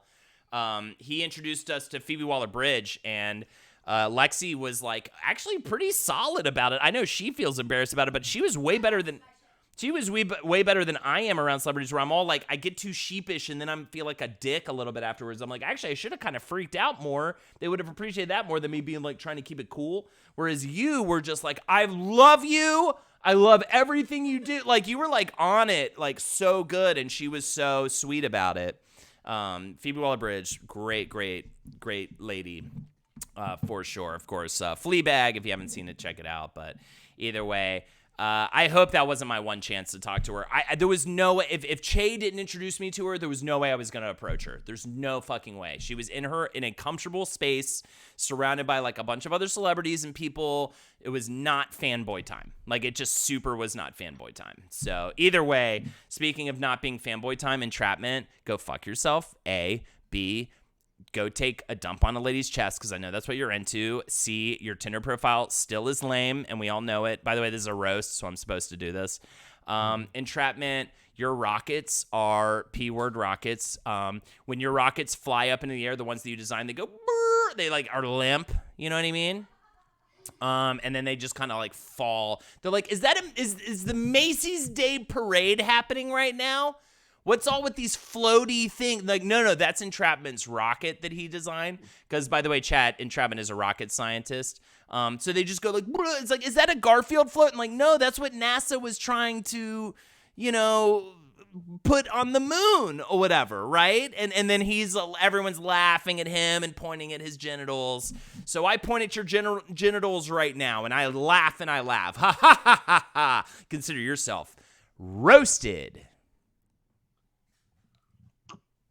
All right, go for it. My roast starts off with a question. Holden. Yeah. You ever cut somebody's skin off and worn it as a costume? Not yet. Of course you freaking haven't. You know who does that? Sick fuckers like Entrapment. There you go. Let me tell you, Lekidnai, you walked into the rest of your life, friend. So get used to it. All right, keep going. It's not like it's something like cool. Like everybody's like trying to do this or something. Like anybody thinks it's funny, but if you're entrapment, then yeah, I guess you think that this is something that people want to see. They want to see you peel the skin off of another human being, put it on like a funny little costume, and do a little silly dance around it, and just like say, and like try to make people laugh at this grisly freaking thing that you've just done. I think everybody knows entrapment. He's known for it. He does it all the time. But I'll tell you what I didn't appreciate was a certain Christmas, quite a few years ago, when I had just had like the most like amazing Christmas morning ever. Slept in, just got like that, like my first like really big like expensive Lego set, and I was I'm feeling really just like the love around the house, and there's a constant smell. This depending on which room you in, it smells like baking bread in one room. It smells like delicious like cinnamon like cake or something in another room. And there's like gingerbread, and there's the olfactory experience alone was amazing. And we've gone through the whole day, and I'm sitting there cuddling up with Nana and Papa, as I call them, and cuddling up. And suddenly, Nana says, "Jeffrey, I have a little surprise for you." Can you hand reaches out of Nana's mouth, rips her like this. It just opens up and it just splits. Oh, I see this laughing head come out of his mouth. This rips the body in half, just covered in gristle and blood, and the remains of my Nana, and laughing at the top of his lungs is entrapment, saying, "Gotcha!" And I'll tell you what you did. You got me, and so bad that to this day I'm scarred. I'm in therapy. That's one of the main issues I'm dealing with right now. I take a lot of opioids now because of this. And you are a shit person. Roast. Cheers to that roast. You're a shit person. Man. Oh. I'm getting excited about this Among Us game tomorrow night, by the way. It's going to be a bit of a rowdy one. Jeff, you're also welcome to join. I don't know if it's past your bedtime, but because it gets started around 10. But Among Us That is not our bedtime. No, we're you spend so much of the day just like, especially with like Zoom teaching, like Lindsay's teaching. I'm with the girls for the first part of the day. Then she stops and I start going to do my work, and it's like you're just so busy. So we need like some good some unwind time. So right. We'll talk about after the stream. Let's talk about it. Like Kid and I, how did the two of us meet? Enter the woman behind me right there, Alexis Robbins, my wife. She connected us to each other. She was like, we're going to go to a Bubbles party. And I was like, I don't do that kind of stuff. She's like, Girls Gone Wild production crew's in town. They're going to do a foam party. Let's go. My friend Jeff's going to be there. I went, right? And I was like, who's that guy who's dressed like he's in the movie Caligula? And she was like, that's Jeff. He had like 2 olive leaves covering his genitals. And he was just walking around serving oysters to people and just being all around creepy. And we hit it off really well. It was a lot of fun. Oh, yeah, Apple Card. Don't worry about that because it is really easy to learn. And a couple of other people on the game will also not have played it before. But I do suggest it is only $5 on Steam. I will even gift it to you so you can play it on Steam. It's way better on PC than it is on a phone. Thank you, Koala, and Life is Nice. So either way, my new life goal is to use the phrase limp rocket in conversation, but not in regard to my own genitalia. Absolutely. You talk about that other guy, the guy that you're better than. That's what you do. Fantastic. And I want to do Metal Flak. I want to do a chat version of Among Us. I think I'll try to do like an extra stream sometime. Even last weekend I was tempted to do it because I was like, this would be so fun to just get on. We'll all get into Discord. I know Anxious Spider-Man also talked about wanting to play. So we'll do like a fun oh hell yeah, Kid and I just friended me on Steam. I am Holden Nader's Ho on Steam. There is a Holdenators Ho Discord. I think I can link to it by just typing an exclamation point. Oh, God. What's wrong with me? Discord. Yep. There's the Holdenators Ho Discord if you want to join that. And at some point, I would like to try to do one where it's just chat and myself, and we play Among Us games and lose our minds, which will allow me to get to know you guys better. Either way, Nemo Invictus says, I'm going to name my child Glunch. Roast me. All right, there you go. Your kid's going to be mercilessly fucked with. I feel bad for your semen. Not even the child. I feel bad for your semen for naming your kid Glunch.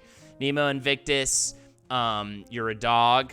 You're a child. If I was in the movie Joe versus the Volcano, I would definitely make sure that you got tossed in. If you were the One Ring, I would definitely make sure it got to Mordor. And you got bad tits. So there you go. Cheers. Nemo Invictus. Well, nice. I see what you did there, Glunch. As we all know, I mean, you're not fooling anybody. We all know that is an ancient Babylonian name that means child genitalia mutilator. Glunch. It's not fucking funny, Holden. I'm sorry. It was named after like an anti-deity, like it's a horrible like creature that would that would come and mutilate the genitals of young children. And to name it Glunch is not only offensive, is not only bring shame upon you and your house and your and your family and your just existence. It is an insult. It's basically like mutilating the genitalia of all of our. No, you had it right with genitals because my penis is comes out of my back, so it is a genital. Go on.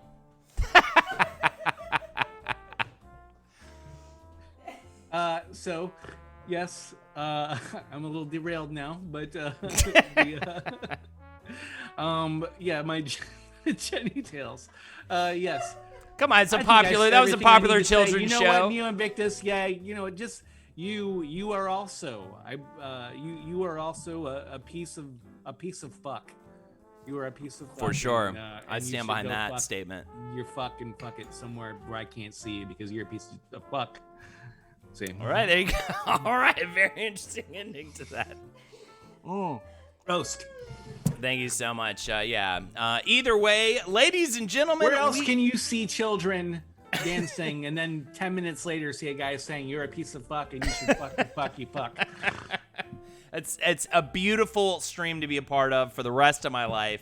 They're in bed now, so we're safe. Here are the incentives for tonight. $5 for a toaster roast for you, as we just demonstrated. Please, $10 for one of us to perform karaoke. We are halfway through the stream.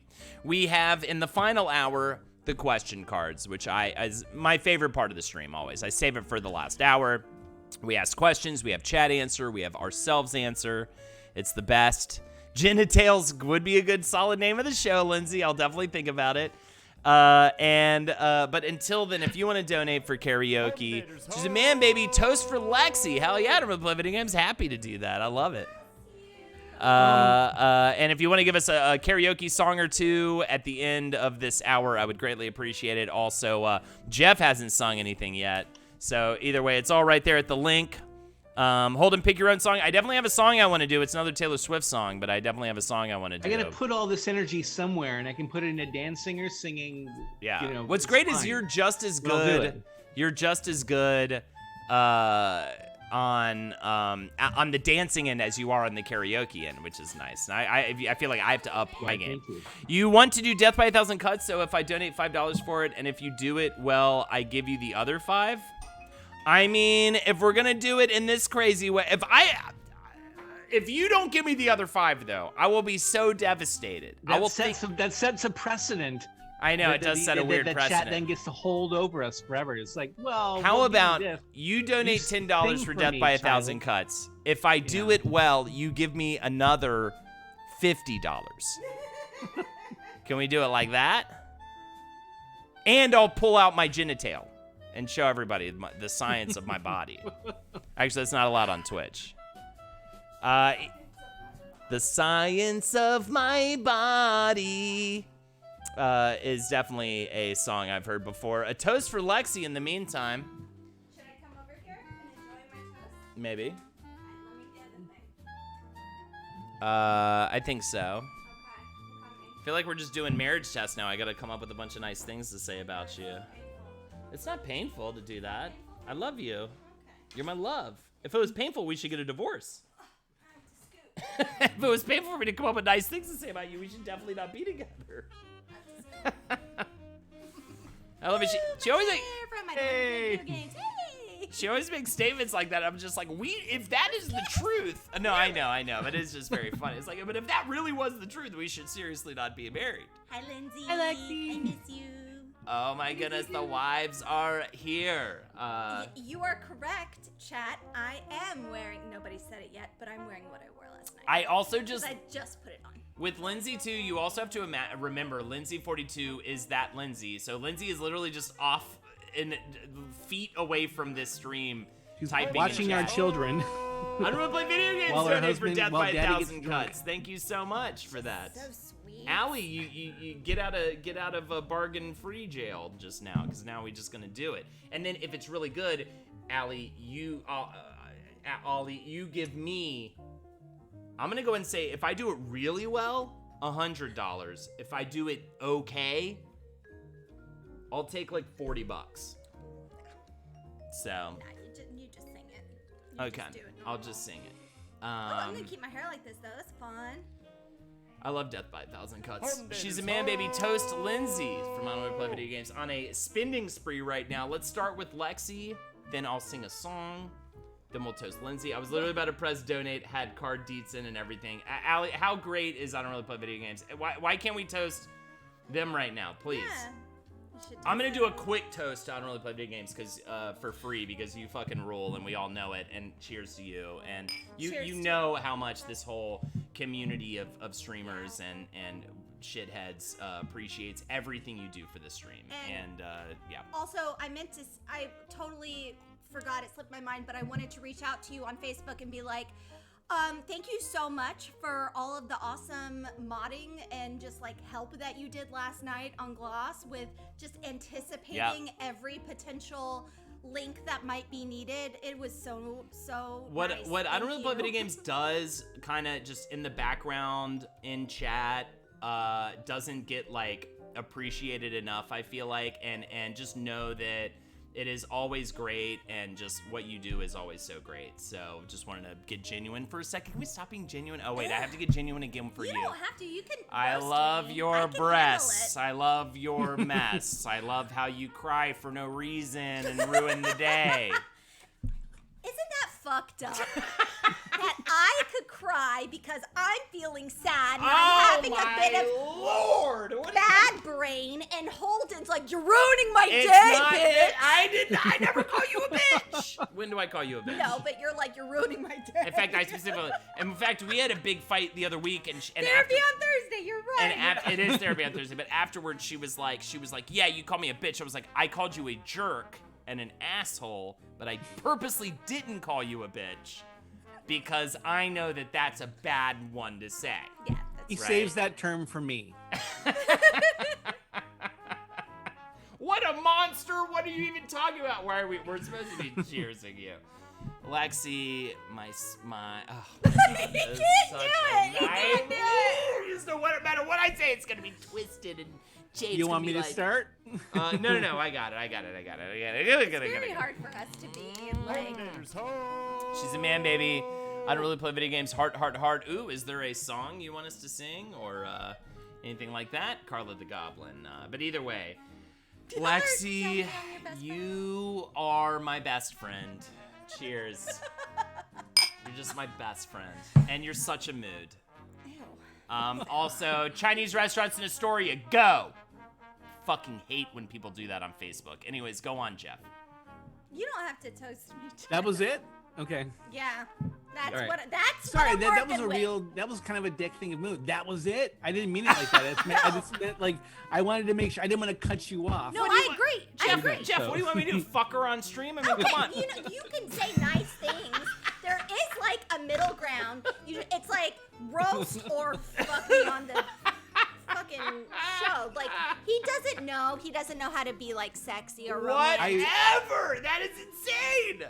I take Canceling. responsibility for that whole, and I blurted that, and I shouldn't have done that. No, you're fine, Jeff. Don't worry. You're justified. Oh my God, I'll do it if you guys need me to see All it. right. I'm not sexually frozen. Why am I being attacked by everyone Let's forever? talk about somebody make it who easy. I appreciate with every fiber of my being, Lexi. Let's talk about somebody who just like from the first moment I met her, like in an audition for a show that we did, I was just like, this is a person I'm going to appreciate. I'm going to treasure everything they do. I'm going to make sure that they know all the time how much I'm thinking of this person. No, no, Lexi obviously, as everybody here, I'm no doubt knows, is one of the sweetest, most amazing, creative, talented, funny, awesome, just sweet, best people that you get to have be a part of your life if you get to have her be part of your life. I see some of the Also- more troubling stuff, but either way. But yeah, I agree with you at the same time. There's. Well, let's talk about the time she killed a guy. With her Something voice. I guess I love you. I think no. I love you too. She has a beautiful and yes, one time at a bar there was a guy being a little kind of rowdy and just like being a little harassy and just like kind of shit, and it was after rehearsal and we are just like, oh, I don't want to deal with this asshole, and Lexi just started to, and she said silence everyone, for I am going to sing, and she did this. She did this lilting thing. She had captured the attention of everybody. Everybody just like heads turned. There was almost like a glow, a sort of halo appeared around her. She slowly like lifted up. I don't know if I was imagining it. It felt like a dream or something like that. And just sort of like levitating in the room. All I just know at some point she hits this high note, this and this guy who'd been kind of a dick all night starts like vibrating. He bursts. He just like just. Like this kind of splats everywhere, and then Lexi kind of comes down, and everybody was like sort of horrified with what they saw, but they were so entranced by the beauty of what she'd just given us in terms of the auditory experience, that nobody really cared, and that guy was a dick anyway, so nobody gave a shit. So cheers to you, Cheers. Lexi. That's called killing with kindness. Yes. Also, Chain Gun Wolf, I'm right here if you get divorced. That was to Holden, by the way, so I got a little bit of somebody kind of waiting for me on the sidelines, which is fun. That's good. I feel like you said the other day you were just like, I don't want, some internet girl to come at me or something like that. Don't worry. It is, especially if anybody's keeping up with the Rooster Teeth stuff going on, I'm never going to try to solicit anything from an internet girl because it is life ruining and fucking you know what I mean? Outside of just the basic moral code of not cheating on your wife. Like, it's ridiculous what happens with these fucking Really people. sweet thing to say. Wait, what happened? Do I not? It's just like people constantly getting called out, streamers especially. You know what I mean? Like different. It's never a girl. You're right. I don't play Yeah, video right. games. Like internet personalities using their fame to groom and like set up situations with like young women and stuff like that, or just in general, if you're using, especially if you're in a relationship or married, which in this case this guy is and probably was soon. And then also you're a popular, successful internet person, which I'm not necessarily at this point. I'm like low level. And you use that to leverage like weird hookup things and So weird. pictures, Yeah. get pictures from. It's so weird and gross. And I want to make this pledge to you guys that I will not fuck around with that kind of stuff. It is so crazy to me. But I mean, it's also just so... It's like, it's in a weird way, it's not earned because you're like faking it through your weird internet personality and you're cheating on your wife or girlfriend or whatever. Yeah. It's so crazy. So anyways, yeah. I just set up like a little glory hole situation. So that way I'm just like, I'm not really doing anything wrong because I don't, Yeah. I'm sticking it through here. It's like it could be. I don't know how many people in chat have There you go. had a taste, but Right. it's Right. It's like so easy. out of sight, out of mind. It's It's like so I get what easy I to- want, they get what they want. It's Ball picks are cool, by the way, still, but it's so easy to be There's like, nothing like aggressive about a ball pick. I'm this fun internet guy, and then like someone who's like a huge fan of you and like also maybe has even aspirations of what you're doing. Changun Wolf says, yeah, he sucked him off, but he totally didn't solicit it, so it was free at least. Okay. And I was so drunk, they didn't even, I don't even know if it's a man or woman, they didn't get it full hard, which I pledged to you guys. I'm gonna go back to cooking. We have a Thank you toast so for much Lindsay. For the toast. I love you. Thank you. But either way, I promise you guys I haven't done any bullshit like that in the past, and it is a good reminder to just like, not that I feel like I'm capable of being that kind of person, but just like, come on, like, do not, just because someone is you're attracted to thinks that you are awesome because of what you do doesn't mean like you can leverage that for some weird gross stuff. Allie Clark, one of my other favorite albums from Allie Clark, rather, one of my favorite songs from the Lover album. I love it. I think he knows. I am more than happy to sing it. So here we go. It is not cheating because Lex takes the pictures, absolutely. So sorry to show my genitalia just now, but it's time. All right, we're gonna do a toast for Lindsay after this song. So I hope she can potentially join us for that. But if not, even if it's off screen, either way, I'm gonna do Death by 1,000 Cuts. Then we're gonna toast Lindsay. Then Carlo the Goblin donated for I Don't Really Play Video Games' his choice when it comes to a song. I'd say get something for Jeff to sing. And if you want to make it his choice, I Don't Really Play Video Games, as is, I believe, your want a lot of times, that is also perfectly fine. And then I'm going to sing I Think He Knows by Taylor Swift because Allie donated for that. Thank you so much for all the T-Swift Don't Know karaoke. This is like my favorite thing ever. This is so fun. I'm having such fun tonight. It's a good, it's a fun one. I have fun I have fun every time, but there's sometimes, Holden and I have talked about this before, sometimes we'll just be like, we had like a really busy day or something. It's like, oh God, I don't know what I'm going to talk about. I don't know I'm going to do anything. But it's like every time I get here, I have such a good freaking time. 100%. And this one is especially, I had a good feeling going into this one too, Jeff. And so thank you everyone for being a part of this tonight. We're going to keep it going until for another hour and 10 minutes. So don't go anywhere. After which, by the way, we're going to raid the Art Smackdown stream, which is a art competition show hosted by Micah Sherman, Shermanator Sherm. If you know him from Roundtable and crew, it's going to be a great one. They always do a fantastic job over there, so I'm going to raid that shit. Hell yeah, life is nice. And Silent Squee will be on again tonight. I love it. I love that you're such a regular on there, as well as April 5000. Jeff, I appreciate you, man. Thanks for the kind words earlier, says Anxious Spider-Man. I was just about to like chat him, but just like say, yeah, man, it's always great to see you here. So hell yeah, agreed. Thank you for being a friend. Hell yeah, dude. Let's do it. Oh my Maybe I'll God, sing Lexi that. is watching Golden Girls on a very regular basis these days, and I'm all about it. All right, let's go. Taylor Swift, Death by 1,000 Cuts.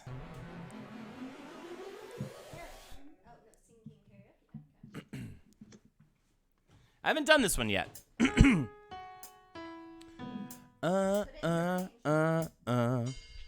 My.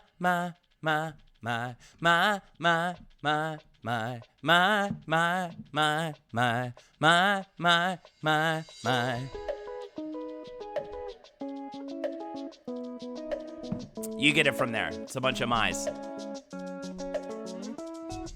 Saying goodbye is death by 1,000 cuts. Flashbacks waking me up. I get drunk, but it's not enough, 'cause the morning comes and you're not my baby. I look through the windows of this love, even though we boarded them up. Scandalier's still flickering here, 'cause I can't pretend it's okay when it's not. It's death by 1,000 cuts.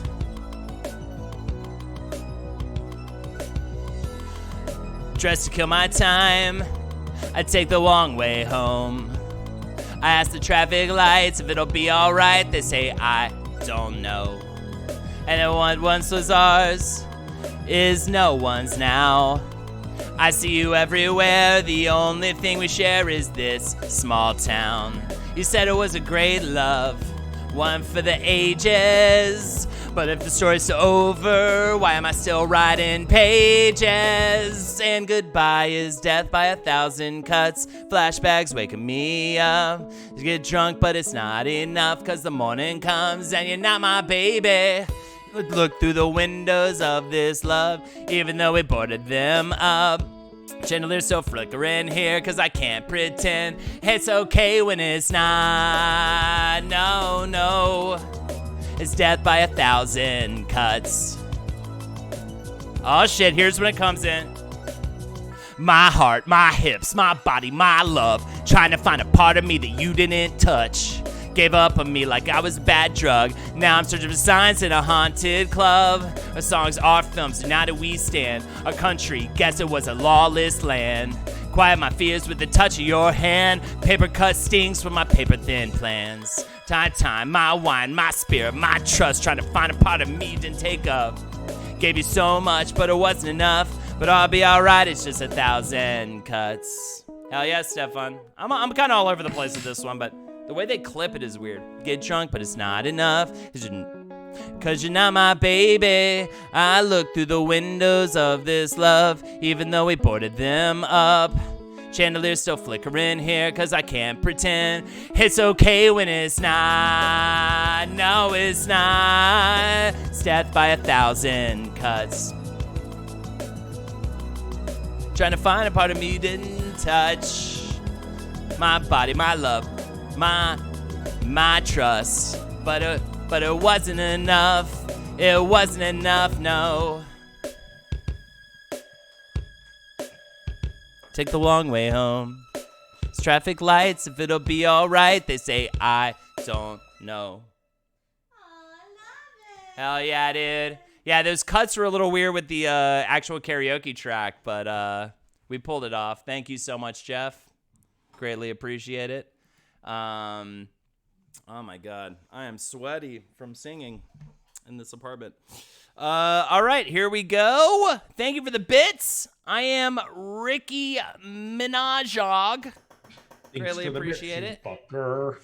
We have another thank you, Fat President. The Hearst song, Happy Halloween, Seasoned Gentleman. Ooh, okay. Maybe that's the one. Oh, also, I don't really play video games. Wants you to sing something that's like a big, like rock ballad something. You know what I mean? Like okay. You know what I mean? I want Jeff to sing a nice power ballad as the specific phrase. I got this. Okay. Right now or do we... No, you have some time. Right now we're gonna toast. I want to think about it. So. Right now we're gonna maybe toast your wife. Is Lindsay nearby watching or anything? She's putting the girls to bed right now. So why don't we wait? Why don't we wait to toast her when she's here? So we will They're toast. gonna be a little bit later, as you can imagine, on nights like this. So we will toast her, even if she's watching from the other room or whatever. I would like her. She's gonna come join us actually for questions. Perfect, love it. So we'll toast her to lead into the final hour. Yeah. Haldog says, "I will always love you," is the suggestion for you to say. It's not a power ballad, is it? I don't know if it is, but we were talking about it on page 7 because Dolly Parton. So Dolly Parton wrote the song. One of my favorite facts about Dolly Parton that I always say when I speak towards her, and especially "I Will Always Love You," she wrote Jolene and "I Will Always Love You" in the same day, which is seriously yes, and. The other cool thing was recently she was talking in an interview and she heard Whitney Houston's version of her song while she was in the car. She had to like pull over and it just completely blew her mind. And how cool is that to imagine Dolly Parton in the car driving, her own song comes on the radio, sung by Whitney Houston, who creates this iconic fucking one of the greatest, songs ever performed by a person. "I Will Always Love You" by Whitney Houston. She pulls the car over. She's speechless. She's hearing her own lyrics sung to her in one of the greatest versions ever. It is just such a cool story. Like, it is such a cool story. So anyways, Whitney top 3 voice of all time, 100%. So dude, I still go back and watch that Super Bowl national anthem performance on YouTube, and it gives me chills every time I watch it. Like I love that shit. I love her incredible talent. Either way, we're gonna toast Lindsay later. Jeff, do you? Oh, you're fine. She can take her time. I was gonna just say, Jeff, if you'd like to perform your power ballad. Okay, I'm getting drunk. You know what? Somebody said "Love Bites" by Def Leppard, but I think I'm gonna go "Hysteria." Okay. By Def Leppard. Let me give you sound sharing options. Yeah, I have no idea if I'm gonna be able to pull this off or not. I mean, he's got such a specific voice. I don't know if I'm more suited to like a Billy Corgan sort of whiny thing, but it's a but yeah, let's see if I got this. Let me go ahead and try to share my audio. Well, sure. You know what? Actually, real quick, I'm gonna shut this off and see if this is the right version. So I'm gonna. All right, cool. So he's going to do that. He's muted now. Chat, how we feeling tonight? I feel like we are coming into this final hour in such a fucking dope attitude. I was going to say mood, but I don't want to sound like I'm saying it's such a mood because I hate that phrase. And I just hate anything that's like internet cute or whatever because no one breaks the internet. And just like find your own ways to be funny or cute or sincere or interesting. Don't just take some other dumb internet slogan because that's lame and boring. So, and don't call your wife your best friend in a Facebook post because it's old. No, just repeat stuff over and over that's funny. Absolutely, Chain Gun Wolf. All right, I'm ready, so I'm gonna go ahead and share my share your audio. Let's see if he can do it, Chad. I believe in him this time. I'm not even gonna question his abilities. I believe in myself. More importantly, here we go. He is sharing it. Yes, I will confirm for you right now. I got this. All right, I gotta pick this one up though. I'm gonna have to walk around for this one. Beautiful. Try not to mute myself. All right. Yeah. I'll just do this if you've muted yourself. An M. I'll give you an M.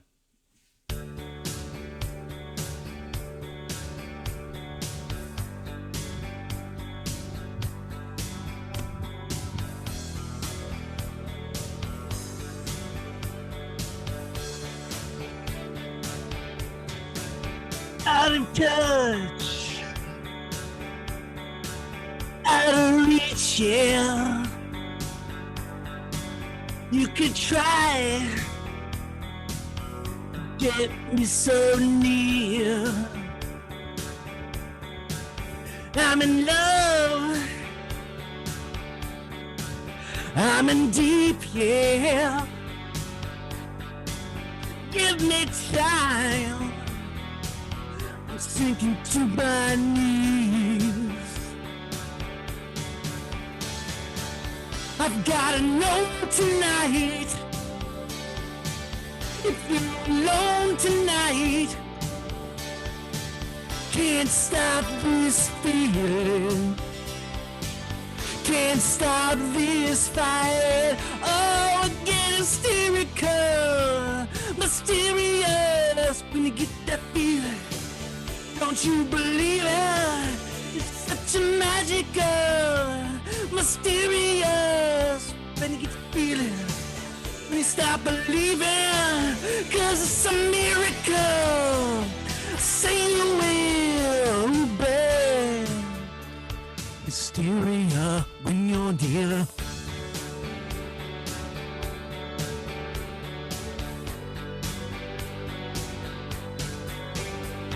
Me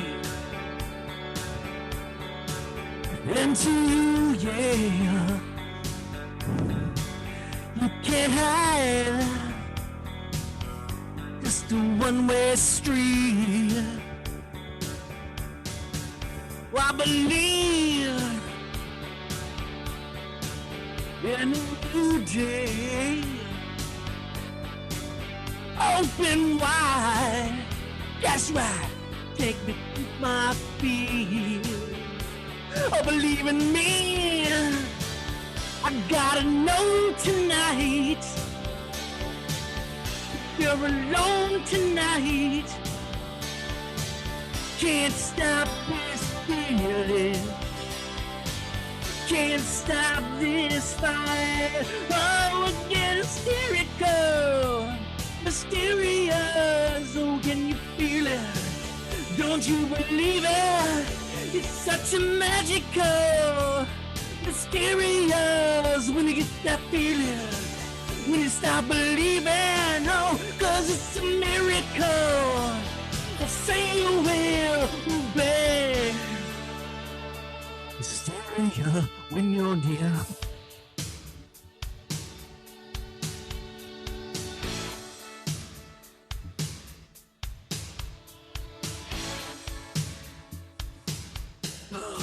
Come on.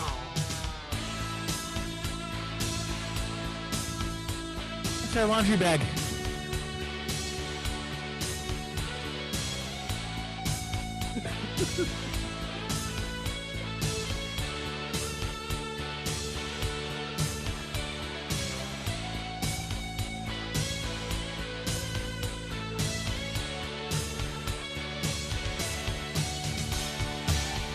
I've gotta know tonight if you're alone tonight. Can't stop this feeling. Can't stop this fight. Oh, it's getting hysterical, mysterious. Can you feel it? Don't you believe it? It's such a magical, mysterious. When you get that feeling, when you stop believing, oh, 'cause it's a miracle. Say you will, ooh, babe, ooh, babe. Oh, hysterical, mysterious, mysterious. Can't believe it, 'cause it's a miracle. Say you will, ooh, babe. Say you will.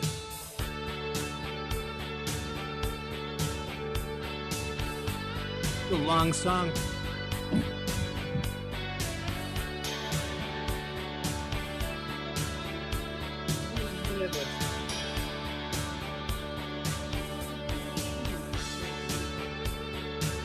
Baby.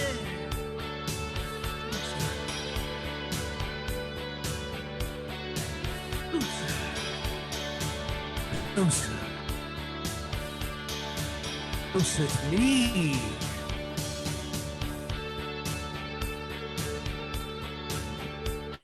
Just all instrument from here. I'm gonna slowly fade out.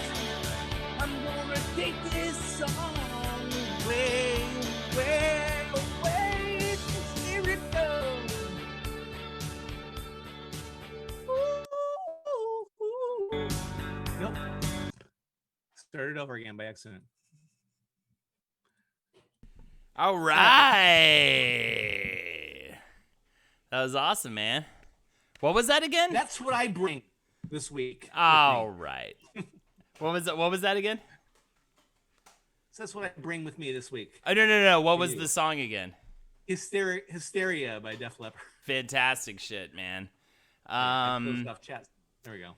Well, we are now in the final hour. Allie Clark, I'm going to do your song in just a little bit, but I want to break it up with a little bit of other content than just karaoke for a second. If you'd like to donate for more karaoke, Lindsay, here it is. Hey. Hi. Oh no, I dropped the whole thing. Here are the I ruined incentives. Everything here. The illusion is ruined now. You know we're not in front of a haunted house I know, anymore. I ruined the whole haunted house. So, Lindsay, we have to immediately make things incredibly uncomfortable for you because I Don't Really Play Video Games donated for a toast to you. Oh my gosh, really? Yes, absolutely. She's the man, baby. Thanks, I don't really play video games. That's lovely. Rick, thank you so much. Can one of you do Everlong from the Foo Fighters? Absolutely. Also, it's Ricky Minaj, OG Holden. Come on, absolutely. Thank you so much, Ricky Minaj. We will be happy to do that. It'll be up for grabs whether it should be on my end or on Jeff's end, who now has a magic cloak, which is fantastic. Perfect. Yeah. And Jeff's invisibility cloak is in full effect here. That's mine. I don't know yours. That's mine. Oh, okay. This looks nice. Oh. okay, let's do this. to Lindsay. How do we even begin? I feel I'm intimidated for once. I in know, this stream. right? Usually the people that you're toasting are like not right there. Right. Here I am. I'm staring And at you. in the face. or we did Lexi, but I'm like, Lexi, you know, I mean, she's my fucking wife, you know what I mean? So it's different. But Lindsay, a cheers to Lindsay, who is so brilliant, the smartest person I think in the room, and is honestly and is so easy, like a Sunday morning. And I don't mean sexually, I mean in the sense of to hang out with and talk to. And just be around, who seems to be so immediately welcoming that I think even if you secretly don't like someone, they still think they're still comfortable around you and think that you enjoyed their time, even. Oh, it's such a nice compliment. Right? That is kind of legit and a fucking nice compliment, right? They're like, even people who you don't appreciate, you still make feel comfortable around you and will never know that you don't like them, which would make them really sad if they did know that. And I hope you like me, and I definitely like you. So that is a cheers to you, Lindsay. No. Clink, clink. I don't know. This is uncomfortable. I don't know what to do. I need somebody to clink. So Sit and take it. You just have to sit and that's take my it. whole cheers. That was I got a nice somebody to one. clink. Yes, I like you too. You're my friend. The tough one is Jeff now. I don't know. That's the hard one. I'm gonna start this. Yeah, but I'm obviously saying that. Do your vows. I'm just gonna say hold it. I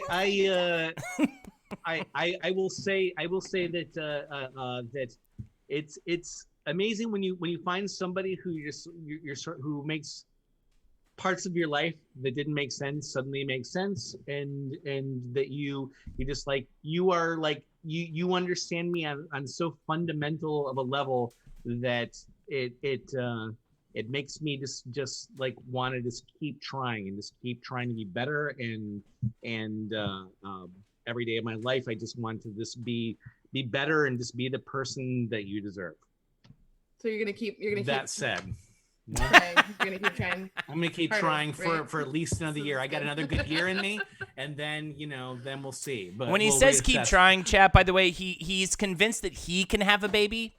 And we're trying to tell him the biology isn't there. He saw Junior once in the theaters and thinks that he as a man can become pregnant and have a child. And so he says, I'll keep trying with you. I'll keep trying with you. They already have 2 daughters. They don't need more children, arguably. And also, Jeff, Lindsay's the only one in this situation that could actually produce a kid, just biologically. That's true. That's true. But I guess I it's don't true. know. I mean, we'll see. We'll see what science can throw at us. But the If you have a kid, we're naming her Stephanie. Stephanie. I like what was the one? There's so many good ones. I want to make a list. We have to start a running list of terrible baby names and start touting those Yes. for sure. whatever bullshit I was saying before, that for my chat, for my chat, for my toast. Just this that. I can go on and on, but I'm going to say mostly what I really want to focus on for this one, though, is the fact that she's the only person I've ever seen who's punched somebody so hard that they actually turned to dust, that they actually became like they fragmented and became ash. I've never seen a human being punch as hard as my wife, and that's why I want to give her this cheers. So cheers. Cheers. Glunch, by the Yeah. way, is a terrible name. Nemo, please. Glunch is like this. It's a word that is in this monologue that I teach to the 8th graders for their high school auditions every year. Every year we've got this kid doing the Glunch monologue, and it's always the kid we hate. So like we've started calling those kids Glunches. And so there's so kids. I'm being absolutely serious. That's fucking awesome. Yeah. Yes, That's awesome. Name your baby Glunch. That's such a good, like, you could totally take that and spin it into like a fantasy novel, like monster too, Glunches. But either way, it's the Glunches that always come out in June. Yeah, so. Yeah, if you name your baby Glunch, I will hate your baby, but your baby won't ever know. So I will welcome your baby. When Dune, the movie comes out too, it's going to be an ornithopter this, and you know what I mean, Atreides that. It's going to be awful. So I also blame these books that come out. Anyways, All right, guys, we are on to questions. I should preface this. We are on to the question cards. These are cards for all of us to get to know each other better. Lindsay tends to join us for the final hour for questions. And thank you, Lexi. I already mentioned I will be doing that song in a little while. But either way, I want to get into questions.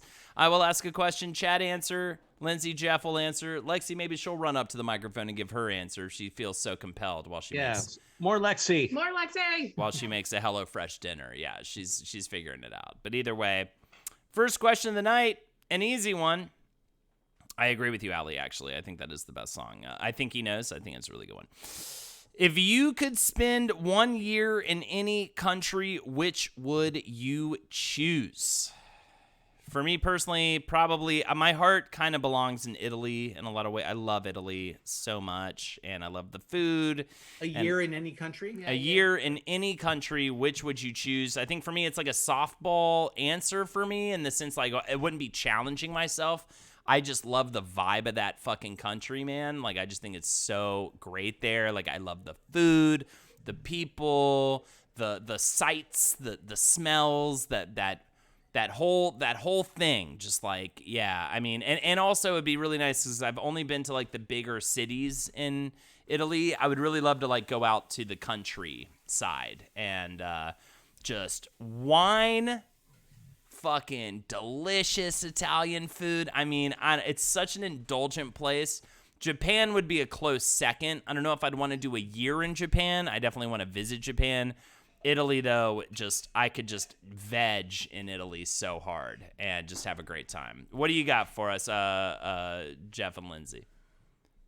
I feel like between the two of us, we haven't been to enough countries to really like be able to. I don't know. There's so many that I want to see, but like I don't want to commit to staying a year there. So you're just gonna spin the globe, which I used to do all the time. But you're just gonna spin the globe and go boom. That's an answer. I want to. Sorry, go on. I think I'm gonna say Scotland. Good, yeah. What's your? I guess my next question for someone who feels like they haven't traveled a lot enough to answer this question is that your ancestry? Oh, yeah. No, my people are mostly Irish, but I didn't get to go to Ireland. I have the feeling that I like in my year living in Scotland, like I would be traveling around a lot. Yeah, because I would say then Scotland's awesome. Scotland's amazing. I'm Scotch-Irish with a little bit of German, so like when I went to Scotland, I felt like I was weirdly at home. I felt that way too. Yep, as well me too. as the Netherlands, because I'm also Dutch, so it's like. But it's weird how you're just like, I belong here. And Yeah, I you have this love bizarre Amsterdam. sense of home. So Amsterdam rules. Outside of the whole like legal thing, it's a great city. Jeff, what do you got? Well, mine's partially motivated by the times, but also I think I'd stick with this anyway. I'm gonna say New Zealand because right now, Great choice. COVID's pretty much under control Yeah. in New Zealand. Great choice that would be specifically pretty for right now, but awesome. that is a place I've always wanted to go to. And if you're a Lord of the Rings fan, I mean, I would love to just go to every like spot that was featured in that There's- movie. As you all know, like I'm a huge Douglas Movie Adams series. fan, and Douglas Adams has a travel book called Last Chance to See that I recommend to anybody who. It's so good. Yeah, It's a but he beautifully talks written about book. a place called Fjordland in New Zealand. You know that this sounds. I mean, already you've got me at Fjordland, but it's like, but this amazing, beautiful landscape. You know, like in New Zealand. So I'm gonna stick with New Zealand. COVID or non-COVID, I want to go to New Zealand. Yeah, So, totally. And it's also like I'm kind of with you on that one. Maybe I'll change my mind. you know, And it's not because of Lord of the Ring. It's because of Flight of the Conchords. Right? Yeah. Yeah, please. and go to Wellington. The best. See all the sights. Where they're excited about the telephone. It's what we do in the shadows. That's why we're going. But also what's hilarious is I was trying to scroll back to find the earliest part in chat about countries they want to go, and the bad baby names sounded like countries they wanted to live in, which was very fun. But I did find it. South Korea, I could totally see. Scotland or Ireland, for sure. Australia, New Zealand, England. I think we're all kind of in the same boat. Croatia, unbelievable gazebo, please. You know how I feel. We also have, wow, Croatia as well for Stefan. Unbelievable. Incredible. You guys, I would ban you guys, but I'm too proud. Portugal sounds great. Canada is a place I want to go. I don't know if I'm like dying to be there for a year. I feel like I'm just going to end up there for a year no matter what, just for some weird gig or something at some point. But either way, moving on to and Lex, did you answer the question? She said Italy as well, so there you go. Nice. If I'd like you to make another round soon. After the next question, I'm going to make please another round. feel free to at any point. Now we have Lindsay here and everything, and chat's popping out. Like, feel free to just do whatever you need to do. If you could spend the day with any celebrity, who would you choose and why? Which I feel like this type of question is asked a lot, but specifically, spend an entire day with this celebrity. Should we put something on it? Like should we say like a living celebrity? I'll say alive. I'll say alive. Let's make somebody right now. Somebody that you alive. can- yeah. I will say my dead answer is Hunter S. Thompson. And but- let's pretend that COVID doesn't exist. Yeah. And that you actually get to like let this is sometime Dude, in mid to late 2021 when we can actually hang out with what's this funny is whatever my day with Hunter S. Thompson would be the same, COVID or no. But yes, he's dead, so I can't count him. I am Ricky Minaj by the way, said Jackie Zabrowski. And I would say, everybody here on the screen right now, Holden and me, and we've all done that. We so- get to do it! I love it, though. I am Ricky Minaj. I will say, He's you lovely guys to know what my fucking answer is going to be, right? Does everybody know what my answer is I mean, going to be? obviously, we all know. I talked about how I would just die to spend 5 Literally don't minutes. even have- Taylor Swift, 100%. What else? What do you guys got? Real quick before you guys I don't answer. know. This is really hard. I know, right? Before you guys answer, Oscar Isaac, I looks chill as shit, says so. That would be fantastic that's for a sure. good one. Fat I President almost- says Steve Buscemi, which would also be a great one. I love people saying Guy Fieri too. That would be a fucking Guy Fieri. That would be a fucking great time for sure. Tim Meadows and Sofia Vergara. Okay, I could see that being good times. Gary Busey would be crazy. Aziz Ansari. Okay, I can see that being a good time. I'm gonna go Simon Pegg. Simon Pegg would be great. You know, Alan we'd Moore. have I can't believe great Alan Moore is conversation. still alive. To me, Alan Moore is like this guy that wrote something amazing so long ago and is now like he's a legend. Like it's so crazy to think of him as being a living person. Carl Urban says on Squee. I'll bet Ozzy. that'd be a good one. Yeah. Ozzy would be cool. I feel like Ozzy now would be tough though because it's like hard to communicate with him at this point. Keanu would be dope. I'm gonna go with Dolly Parton. Perfect fucking That's answer. great. Great That's answer. that's who I would want to spend a whole day with. Like I want to pick her brain and like learn from her and just like soak up like the Dolly Partonness of her. I'm so jealous of Miley Cyrus because her mentor is Dolly. Like she has a very regular she talks to her like most every day on the phone about her career. Dolly is like her fucking, keeper in a lot of ways. Seems unfair. I like it. Keanu Reeves. Have you heard the new stuff? Midnight Vulture's great. I like Miley's good new stuff. Dolly's her godmother. Yeah, she's literally her godmother. Oh wow, So- that's amazing. and they talk like all the time, and she is her like guide through her career, which I think is awesome. Yes, Carla the Goblin. Exactly. That's exactly what I want to do. Just like we're gonna go be girly together, and like she's gonna teach me all of her wisdoms, and Yes, I'm gonna know her. get mani pedis, fucking go, just like do what I don't even know what, just go, whatever she does. I don't know what Dolly does. Or Keanu Reeves. Keanu Reeves might be. Somebody else said Keanu Reeves. There's a lot of good answers. In Keanu would be like this cool one because it would be like almost like a Buddhist retreat. Like I feel like being I would know more about myself. Yeah, you I talk feel like much. it'd be like a spiritual journey kind of thing with him, like because he's so great. My favorite thing. Do you guys know about the Octavia Spencer story with? My mom won real quick. She said Randy Rainbow. I just want to say yeah. that. Who's So, Randy yeah. Rainbows? No, Holden! Really? not Oh my god, so fun. It's so not fun, so fun. rainbows though. It's actually rainbow. Oh, we're gonna introduce you to Randy Rainbow later, and it's gonna be Okay. amazing. But I'm sorry. Finish what you were saying. I'm so I sorry. we interrupted you, but I forget. I already forget. But either way, Oh, it would sorry. Keanu be. Reeves Buddhist retreat. Yeah, it'd be like a Buddhist retreat with a Keanu for sure.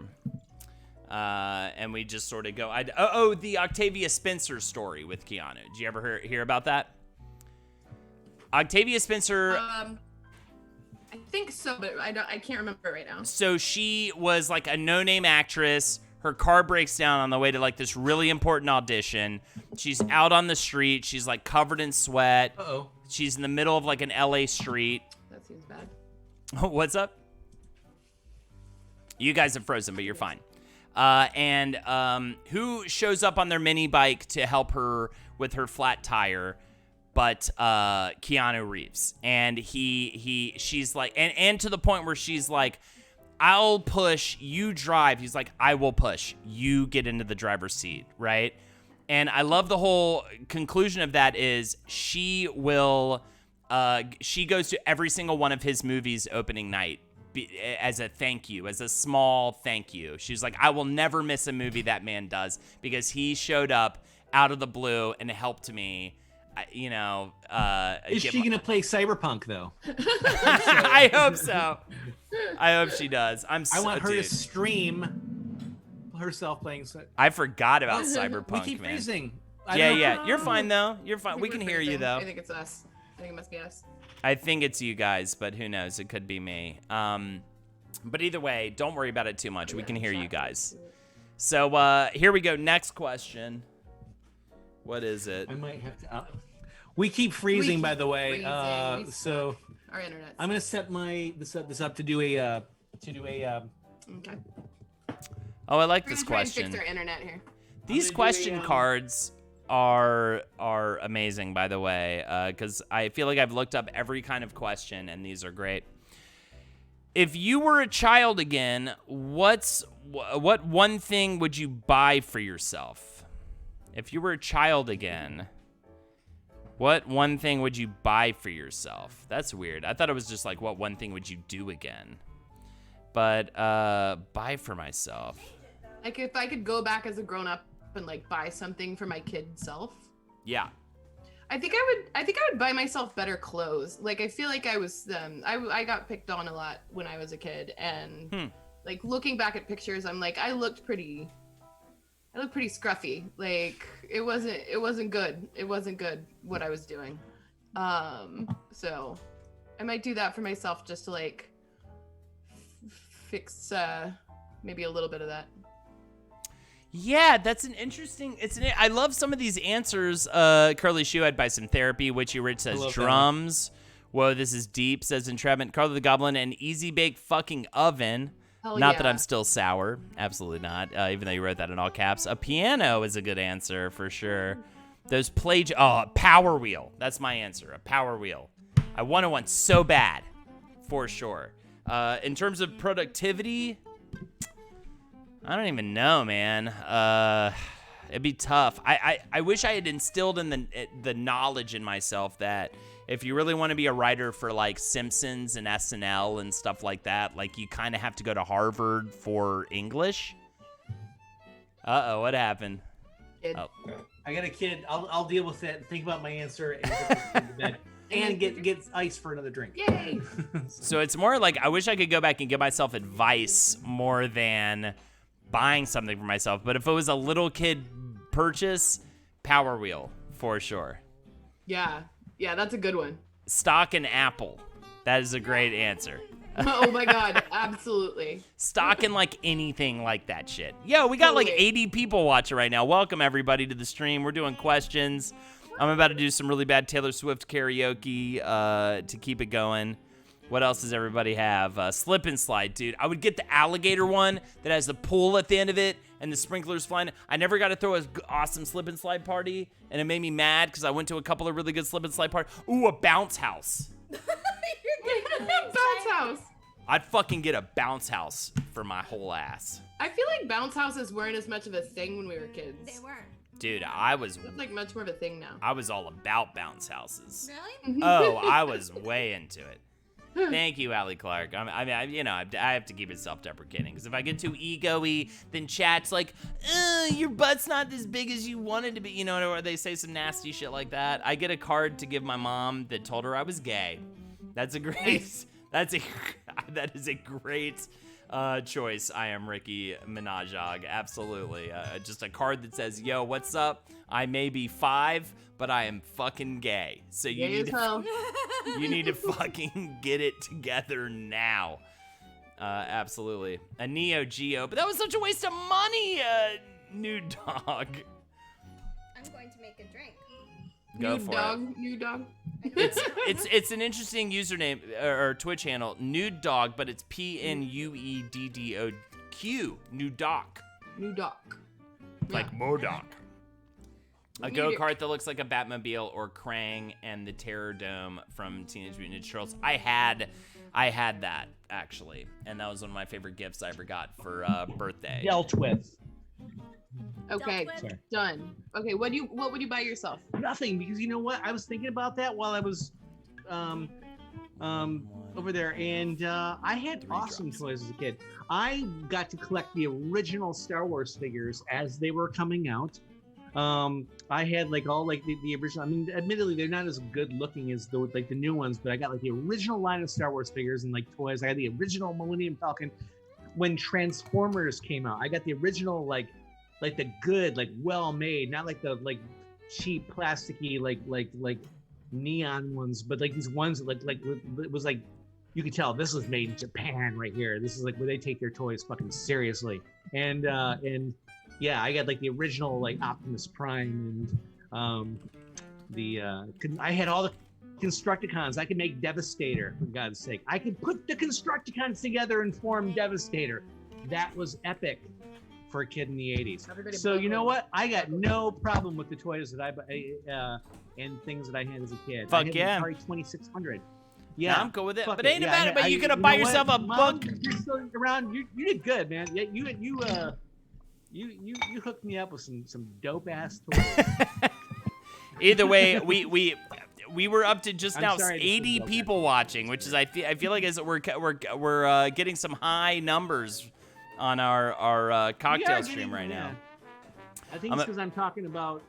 My Yeah, toys. it's because he's going into depth talking about all of his Destructicon toys. Honestly, dude, I'm all about that shit. Whatever. Oh my god. They formed Devastator. By the way, my brother. Oh, you want to talk some shit right now, Jeff? My brother had the aircraft carrier G.I. Joe, bro. That thing took up the entire bedroom, brah. It was fucking massive. I would set that thing up and play on that thing for an hour, and then it would just be in my bedroom for the rest of the week. Now I couldn't walk anywhere. Dude, the G.I. Joe aircraft carrier. You guys know what I'm talking about in chat. We had some, obviously. Yeah, and you know what? I had it. I had it. You had the aircraft carrier? Yes. Dude. Wait, did I? Wait. That was the I ultimate. didn't have the, no, you know what? No, it wasn't. It was the next best thing. There was like another like Dude, G.I. Joe base. if thing. you I had didn't the have aircraft carrier, you had the whole, you had it all. It I took am up, not now, nor have I ever been that cool. that I toy did not- took up a fucking room.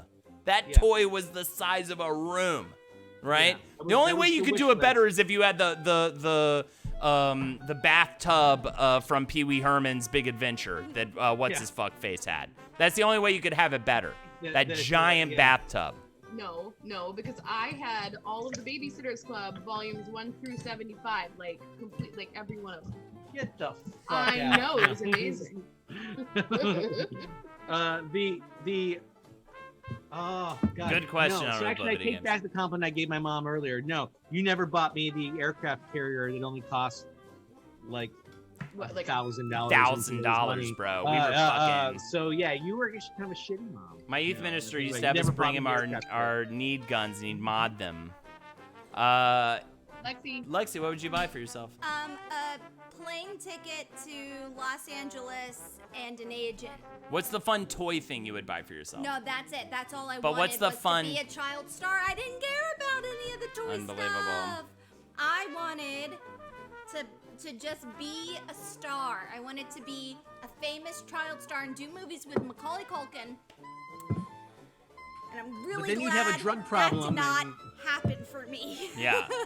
No, but that means you're a lovely person, and you wouldn't be if you were a child. I even star. had to You'd be tell awful. Lexi, I was like, our kid, we had an argument at one point. I was like, our kid is never auditioning for like commercials or anything. Like, they're If they not. want to, Who wants to audition for a they need to pay for their college. medication commercial? No child wants to audition for a fucking commercial for tires. But they want to go to college, don't they? Put them to work. You didn't mute. Was that loud? Like, of course that was loud. It was you're like by the microphone. Oh, you're fine. Either way, where did you grow up and what's your favorite memory of that place? I grew up in Charlotte, North Carolina. My favorite memory of that place was probably, I mean, the memory I tout all the time, which was I used to dress up like a we lived in a neighborhood, like a very nice, peaceful neighborhood. We were like fucking Leave It to Beaver. It was like we had a nice upper middle class upbringing. And we lived kind of right by a cul-de-sac, which makes the story even funnier. And I used to dress up like a vampire and hide in the bushes of my front lawn, and then and wait for a car to pass the house. And then I would run out of the bushes and try to get as close to the car as I could to see the reaction to me, in an attempt to scare them. But they always seemed to be laughing. And then my father sat me down and explained to me what being weird is. And I literally had to be told the concept of it. And it was life-changing for me. He was like, what you're doing is weird. And I was like, what is weird? What do you mean by weird? And honestly, it really had an impact on the rest of my life. And I decided to be weird for the rest of my life. Love Charlotte, though. Charlotte was so normal, it taught me that I don't want to be normal. Like, Yeah. by any fucking means. I agree. I just did not want to live life a normal way. I didn't want to go to a good school and join a fraternity and get a job and meet the woman I was going to marry and have a 9-to-5 for the rest of my life and like have good money and raise a couple of kids and all of that stuff. Like I'm not knocking that, but I needed to not be like by the books that. I had a very similar time. I needed to be opposite of all of the assholes around me. Yeah. After I discovered I would never be accepted by them. Yeah. So, yeah, Charlotte, North Carolina for me. We've got a bunch of people popping off in chat. Who wants to go next on this stream, though? They answered, I You think. go. No, they didn't. The question was, where did you grow up, and what is and what is your favorite memory of that place? Oh. I can answer. Yeah, this question is a really hard one for me because we moved around so much that Okay. like this is like one of those questions that people encounter all the time, but that I always feel like an asshole when I'm answering this question because I'm like, well, do you mean most recently or like mostly like where I spent the most time, or do you mean like So whatever where you I would spent frame as like where I was born? Whatever you would Like- frame as childhood, what was the favorite place you spent time in? Okay, so my favorite one. That's kind of a fun. That's kind And of a what's good and one. what's a great memory from that place? So like, yeah, of all. In fact, you have a better answer than any of us because I was born and raised in Charlotte, so it's default. But of all the places you were a kid, what was the most memorable and what was like the fondest memory? I guess that like the place I had the best time was in Tyler, Texas. But that was high school. Is that still a kid? Totally. That's still a kid, right? Where you grew up? That's Yeah, where you so- grew up. The toadies. Yeah, so so Tyler, Texas definitely, and like just because that's where I started kind of understanding who I was as a person and not just kind of going along with whatever I was told to do and think, and just start kind of doing my own thinking and exploring. It's where I started going to show, like I would go to all ages shows. There were a ton of all ages Oh, hell shows yeah, in Tyler. yeah. Yeah. So I would like starting from when I was like 14, 15, I would like go to shows and meet people who were artists and who were interesting and who expanded kind of my worldview. And so yeah, so I think that's Yeah. Hell yeah. Couple from chat real quick. So it says Chicago and too many to name. Life is nice as Long Island, Pennsylvania. Background barbecues and beers. Absolutely have to love it for sure. Long Island says Metal Flack. We took trips in NYC all the time in advanced classes in school. And we also have Clifton Park, New York, says Carla the Goblin. There was a place called Country Drive Inn that served clam rolls. I know clam rolls in upstate New York, but they were delicious and fresh, soft serve. And I still make the 3-hour drive up there for lunch during the summers, which is fantastic. What do you got for us, Lexi? I born and raised Jacksonville, Florida, but there was a theater that I honestly grew up at. It was Theater Jacksonville, or the Little Theater, and it was this old theater that was built in early 1900s. It was just so classic and cool and old, stinky and bad plumbing, but it was my favorite place ever. And I took theater lessons there and put on shows there, and had the whole really awesome childhood experience. And I went back after college and lived in Jacksonville for 3 years, and I ended up doing a whole bunch of shows there. And so it's it stays the same, and it still has that beautiful energy to it. Even if I get cremated, I want some of my ashes scattered there. I love the place so much. That's lovely. Yeah. I don't really play video games. I grew up in a small town, Southern California, in Las Vegas. My favorite memory was Thanksgiving/Christmas with my family. A suburb in Phoenix, Arizona, says Entrapment. My suburb used to be all farms. When we were little, there was one left. We used to build bike jumps in the dirt and sneak into his orchard and steal oranges. He would yell at us and we'd run away. Good times. Also, what else was I gonna say? I was gonna say, Jeff, what do you got for us? I was gonna say, I was thinking about it, and honestly, what leaps to mind for me is, my mom used to, we used to go on these road trips. We lived when my parents got divorced and my mom and I moved to Colorado from Michigan. We would just on the weekends, we would just drive up. We would just go into the mountains. My mom loved the mountains, and she made me love the mountains. Actually, not made me, but it taught me a love of going up there. And I just think of weekend trips to to Estes Park, Colorado, or even sometimes we would just it'd be a 4-hour drive, but we'd go to Aspen. My mom was the kind of person who would just drive to Aspen. We're gonna go get up in the morning. We're gonna go drive, take 4 hours. We're gonna drive to Aspen, have lunch in Aspen, hang out for a little bit, and then drive home and be home by dinner. And Awesome. that was really cool. This exploring the Rocky Mountains with my mom is actually a happy memory of mine. I fucking love that. Colio Terror says, regional Australia. My favorite memories are spent in the bush, animals and nature. I couldn't imagine, man. That sounds fucking great, except for the terrifying. snakes. For her, No the snakes. thanks. I'm not a big But I nature would person. love that. I would absolutely love that. And I am terrified of scorpions, so I'm sure I would encounter those. MD Low Spaceman said, I grew up in New Jersey. My favorite childhood memory there is me and all my friends dressing in all black and playing Manhunt after dark with the whole block as the playing area. I love those big, kick the can moments with a bunch Yes, of I used kids. to literally play kick the can with a bunch of kids on my block in Salt Lake City. So much fun. That's so We play dope. sardines and shit. We were from the 50s. This may be my favorite question prompt. I'm immediately great, learning yeah. so much about every Yeah, single person I in love chat. that. I am Ricky Minaj OG. I finally said it right, I think. Grew up in a small Missouri town, and we had a cliff that I would go and hang out on and listen to TLC on my Walkman CD player. That's such an image. That's such a specific.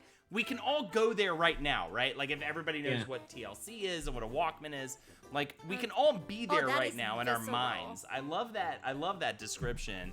I just always thought you were making a mahjong reference, and that's why I kept pronouncing your name that way, but you clearly are not.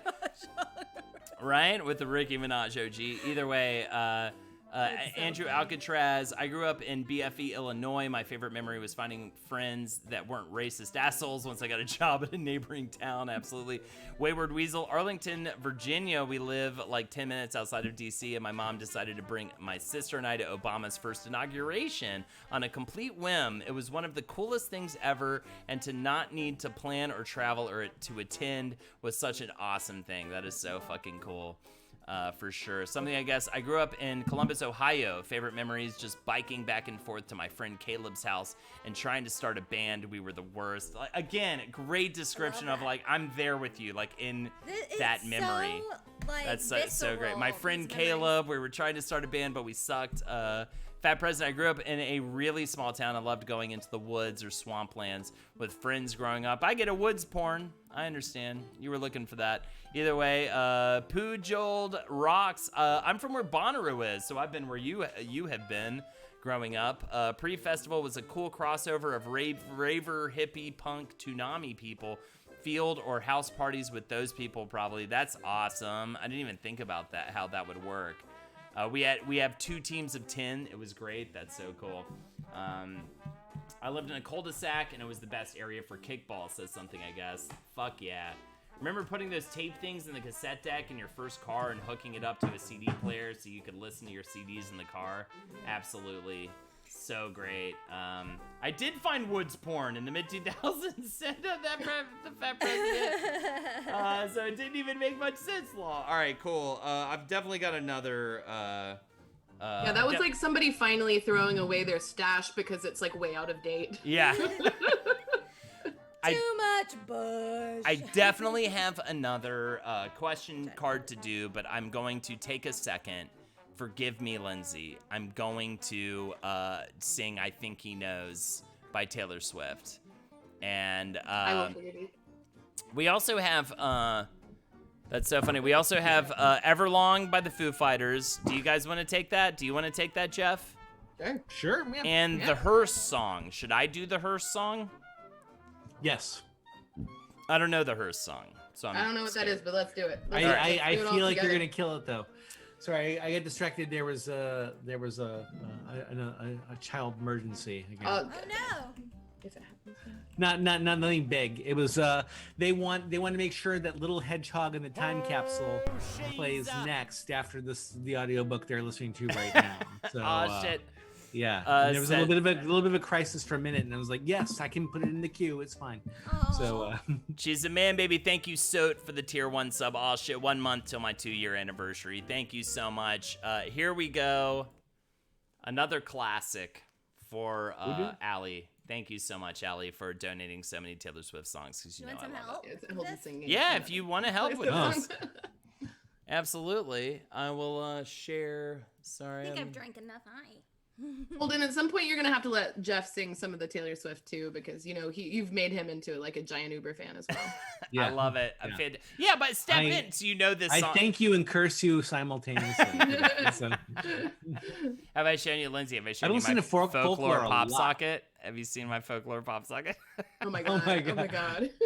Dude, shout outs again to Ronnie Dyke, so I don't think is still in this chat, but sent me a signed Taylor Swift CD of folklore, and I'm blown away by that. So I will one day do, and you can actually discuss this.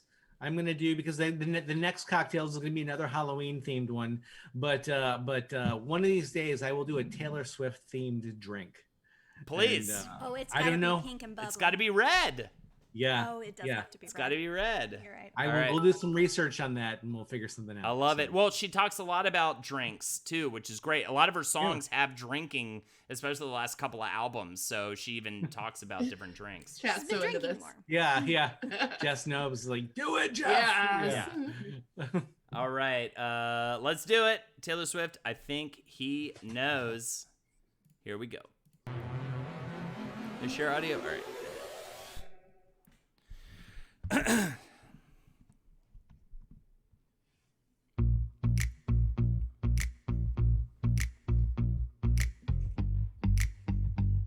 Yo, what's up, Brian Osmosis? Think he knows his footprints on the sidewalk lead to where I can't stop. Go there every night. I think he knows his hands around a cold glass make me wanna know that body like it's mine. He got a boyish look that I like in a man. I am an architect, I'm drawing up the plans. Hidden like a 17, nobody understands. No one understands. He's got my heartbeat skipping down 16th Avenue. Got that, oh, I mean, Wanna see what's under that attitude. Like, I want you, bless my soul. You ain't gonna let him think he knows. I think he knows. You're fine. I think he knows when we get all alone. I'll make myself at home and he'll want me to stay. I think he knows he better lock it down or I won't stick around, 'cause good ones never wait.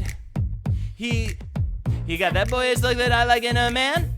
I am an architect, I'm drawing up the plans. He's so obsessed with me and boy, I understand. Boy, I understand. Got my heartbeat skipping down 16th Avenue. Got that, oh, I mean. Gonna see what's under that attitude. Like, I want you, bless my soul. Gotta tell him I think he knows. I think he, I want you, bless my, I want you, bless my, I want you, bless my, I want you, bless my. Smile in the indigo eyes, hand on my thigh, we can follow sparks, I'll drive. Lyrical smile, indigo eyes, hand on my thigh, we can follow the sparks, I'll drive. So where we gonna go? I whisper in the dark. Where we gonna go? I think he knows. I got my heartbeat skipping down 16th Avenue. Got that, oh, I mean. Gonna see what's under that attitude. Like, I want you, bless my soul. Just tell him I think he knows. I think I want you, bless my, I want you, bless my, I want you, bless my, I want you, bless my, I want you, bless my, I want you, bless my, I want you, bless my soul. Gonna tell him I think he knows. I was just that, ain't gonna tell him. Thank you. I love the dancing so much. I hope you guys couldn't hear me. Please, you were great. So self-detrimental. We'll figure it out in therapy. Either way, what else do we have? We've On got. a scale of 1 to 10, Holden, how much does Lexi? Very enjoy late for my T-Swift? goddamn kids to still be up.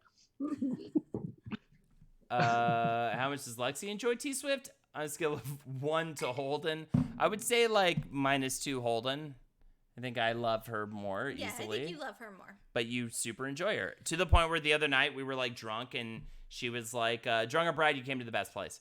Thank you, Allie Clark. But either way, to the point where we were drunk and she was like, let's throw on some T-Swift videos. So I didn't Because prompt it. I missed it because I'm not here anymore. I'm leaving again tomorrow to go care for the children. How long have you been back? A couple days since Saturday. And so I'm just trying to make as much money as I can right now, and then it'll be over, I'm sure, at some point. So, but in the meantime, I'm trying to get as much Holden activity in, which basically means staying up too late watching videos of Taylor Swift performances. Absolutely. That's what it is. Excellent. Do you know this song? This song. All right, so I'm trying to find a karaoke version of the Hearse song, which I am to do, and then you guys are gonna close it out with Everlong by the Foo Fighters. I love it.